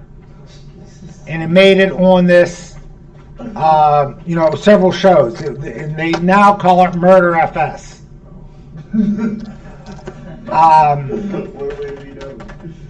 He can't support the file system from prison. So they don't really use Riser. So this partitioning scheme, or this file formatting scheme, kind of took over. Everyone started using it, and then as soon as they did, as soon as Debian jumped on board, Red Hat jumped on this one now.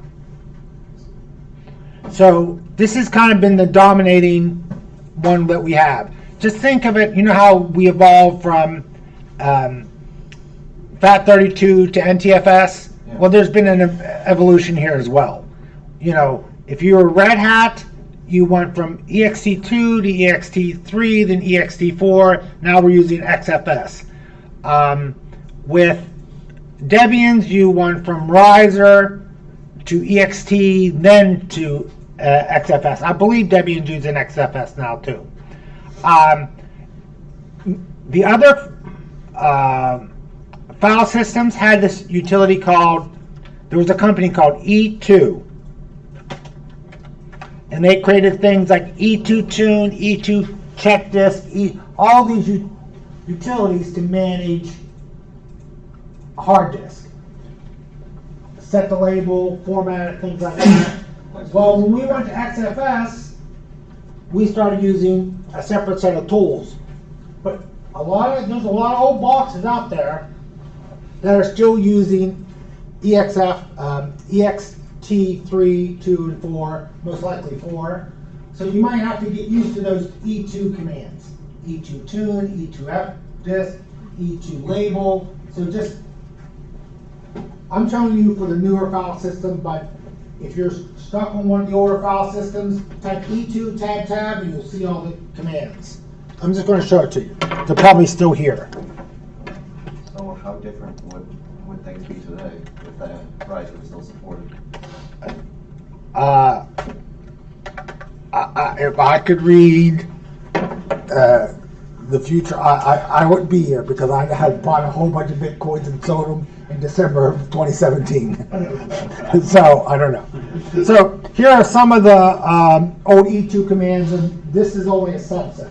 There's a lot more, but you might have to stick to those old E2 commands if you're on ext something. So we're just going to use the new commands for XFS. XFS admin.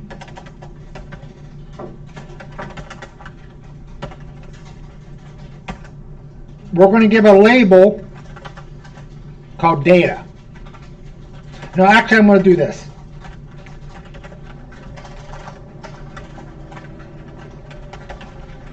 So for the dev SDB 1 partition, I'm going to give a label of mount data.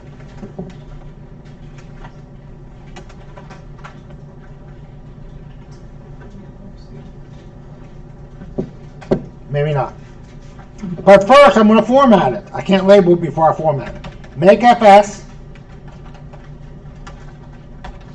So I'm going to first format it XFS.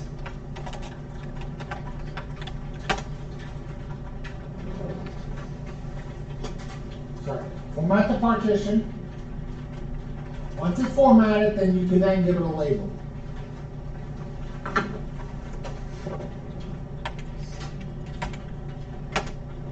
Guys, give me 1 second. I'm going to come back to this. What's a label?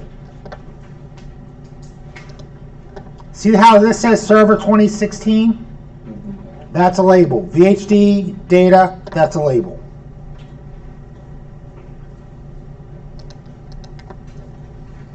This is not a requirement, but the general accepted thing to do is when I go to my C drive, what am I accessing?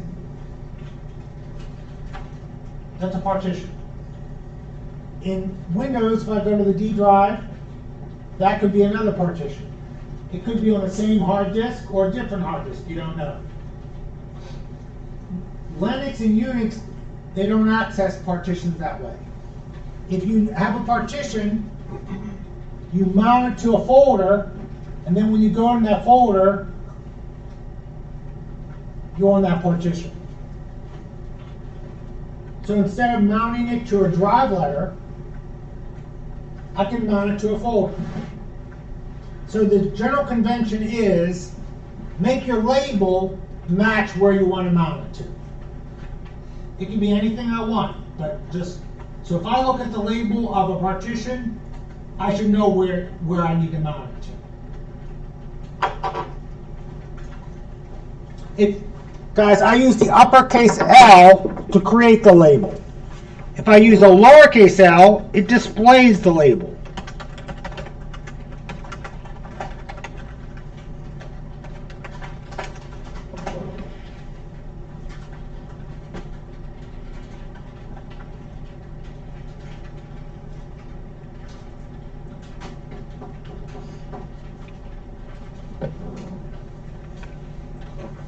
Yeah. Do you know, like, if you have other types of drives, like, say, fiber channel, XCSI, things like that, do those still show up in that same format, that SD format? Or do they... Yes. As long as the driver is there. About the fiber channel, you might have to do some sort of like set up a target server or something like that. Okay.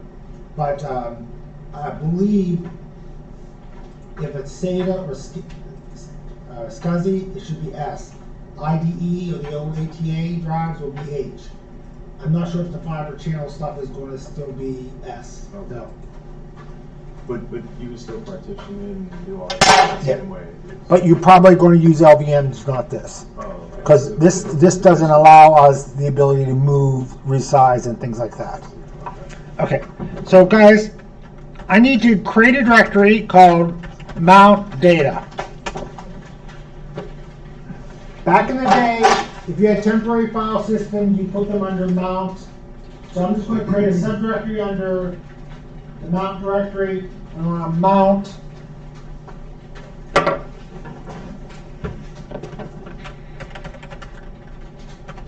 what file system type is it?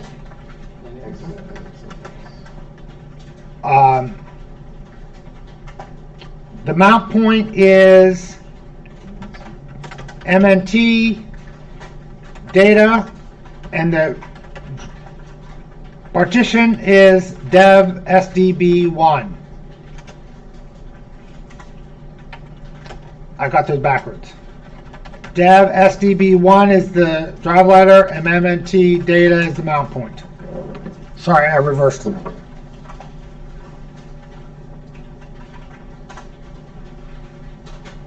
Any options that I want, I put here. The first argument after that will be your device, the partition. Then the last one is the mount point.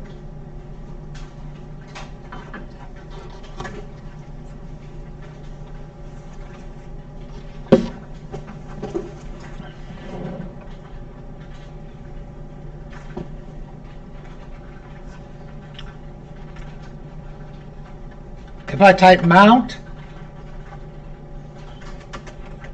grep for data, I can see it's mounted.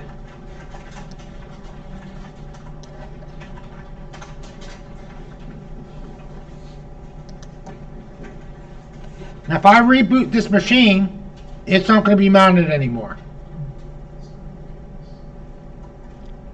I need to edit a certain file and tell my OS every time you boot up, mount this partition.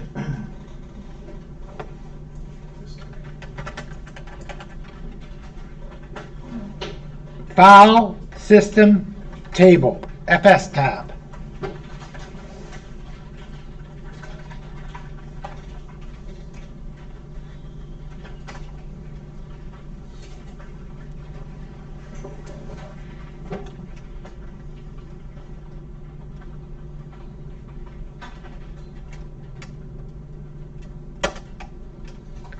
I'm going to go to the bottom.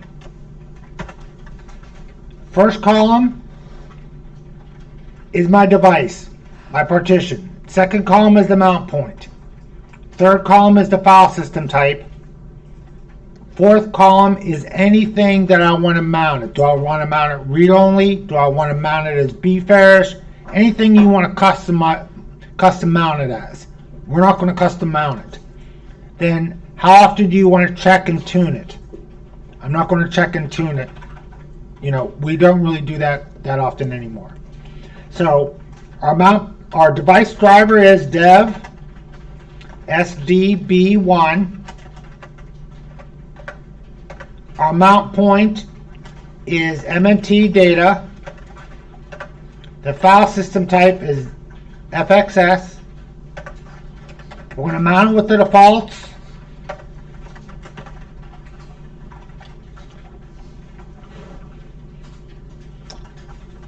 What is the purpose of this file again? It's to mount your file systems at boot time. Yes, it's to mount your file systems at boot. If you screw it up, what happens? You can't boot. Typos here will kill you. So you got to be careful with this file. So guys, I'm going to press escape. :WQ. I'm going to show you a good way to test it. I'm going to U-mount our mount point.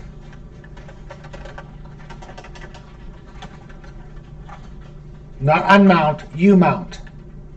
I can do this, or I can do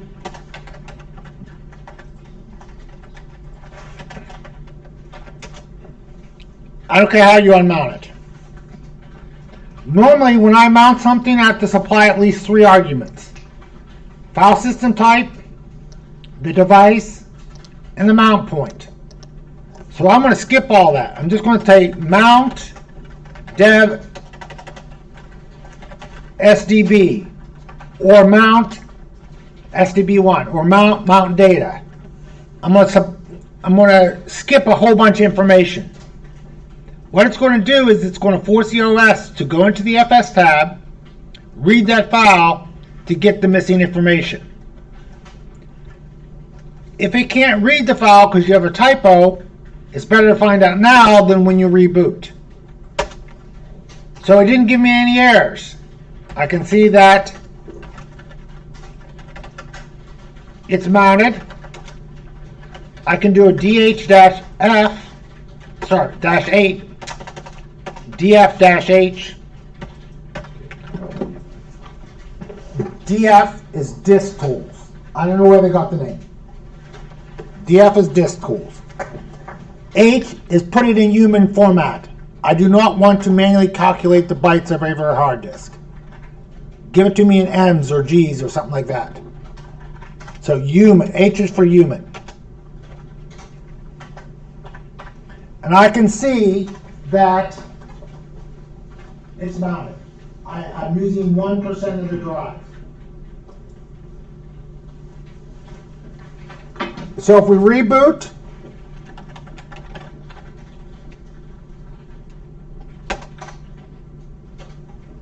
we should be fine. It should automatically mount that partition at boot, and we're good to go.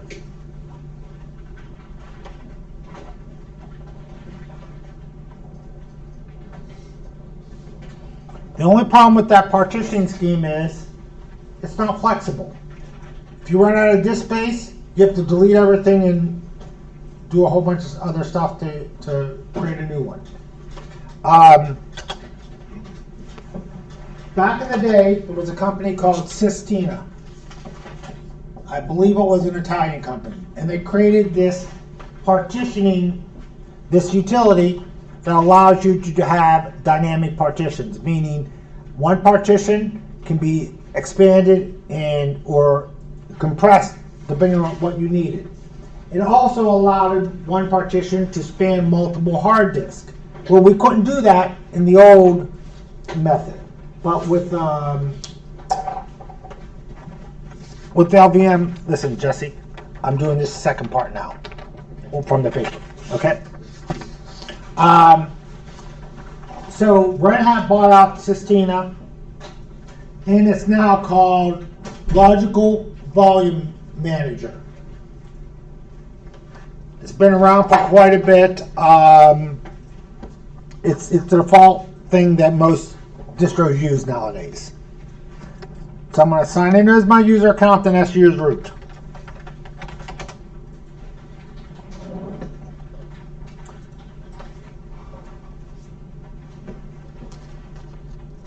Does Red Hat by any chance have like any like disk size limits? Like you can't mount like a 2, 4 or something? There might be. I don't know what it is. You know, I don't know if it's a Red Hat thing. It might be. Or just the operating system thing? It might be a kernel thing more than a Red Hat thing. You know, so it would be what does the Linux kernel support? Yeah, I read an article about, we call this Linux, right? But it's really not called Linux. It's really called GNU Linux. This is the kernel. We call this, I just saw an arrogant guy on Reddit. I just wanted to rip a new one. He kept referring, people would say, I installed this Linux box. He goes, what do you mean you installed a Linux box? A Linux is just a kernel. There's no user land. User land is where the interface that you as users would interact. And he was talking about Chrome OS being GNU Linux. Well, this is all that GNU stuff, Bash and all that. Chrome OS doesn't have that. They just use the Linux kernel and they have their own graphic interface.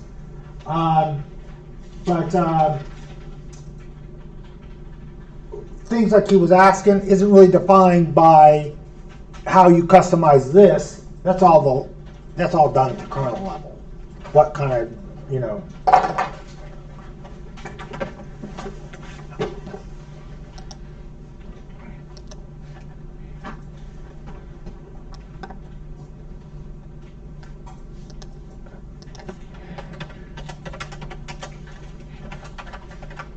Okay.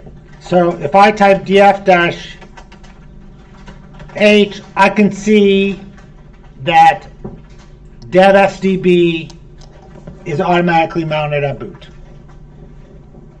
If I wanted to go to that partition, if it was a Windows box, I'd go to my C drive. If I want to go to this partition on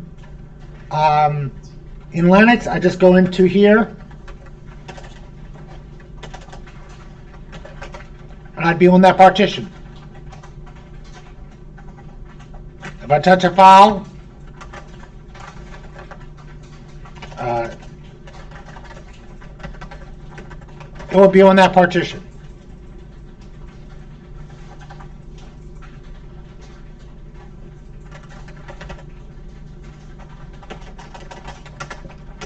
Now, if I do a list-al, list-long, is there any way you can tell me which partition this is on? Which disk is this? You don't know. You don't know if this is a new partition or just a folder. There's no way to tell. I know from experience that this is its own partition. End users don't know. When they go into a directory, they don't know if it's a new partition. This could be a network share. You know, I can mount a network going across. Hey, Rebecca, you want me to come back just to double check?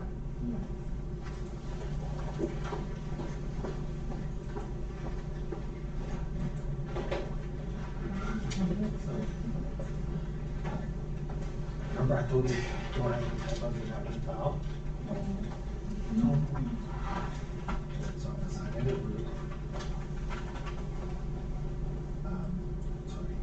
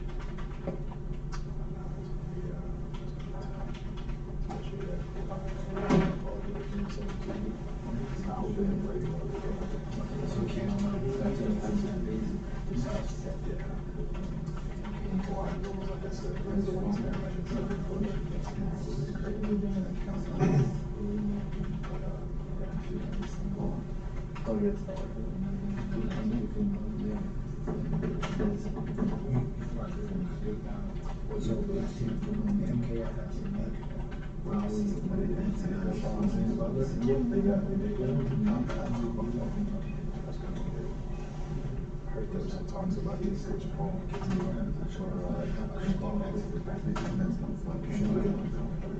Okay, so you didn't have any typos. All you did was you've done everything except for format the actual partition. Yeah. Wow. So they're gonna keep it. Okay, so guys, before we can use any disk in LVM, we have to add the disk in LVM so the real system can't use the disk. And we have three commands. What time is it?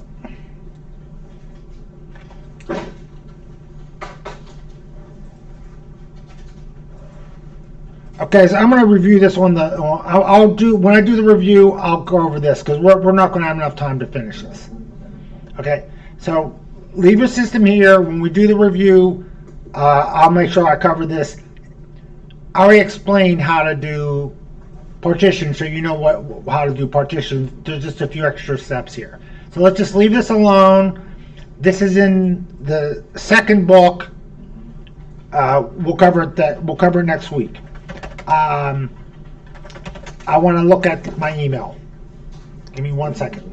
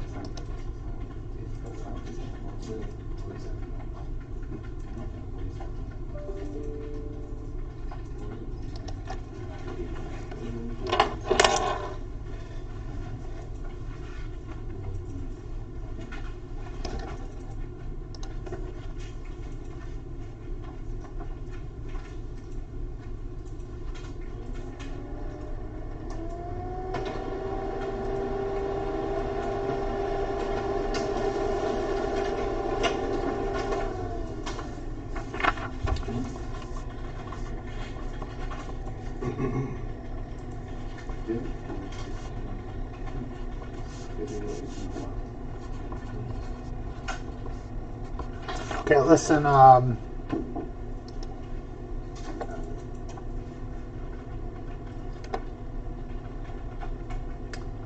okay, I'm just going to go over these names again, all of them.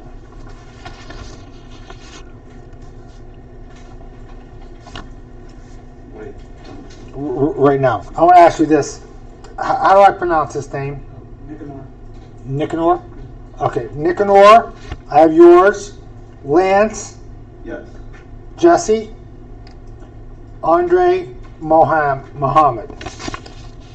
Matthew? Isaiah, Rebecca, Damon left or right, Ray, Armando, Jorge, Natalie. If I didn't read your name, I don't have your test. Make sure you email it to me. Okay, that's it for today. I'm going to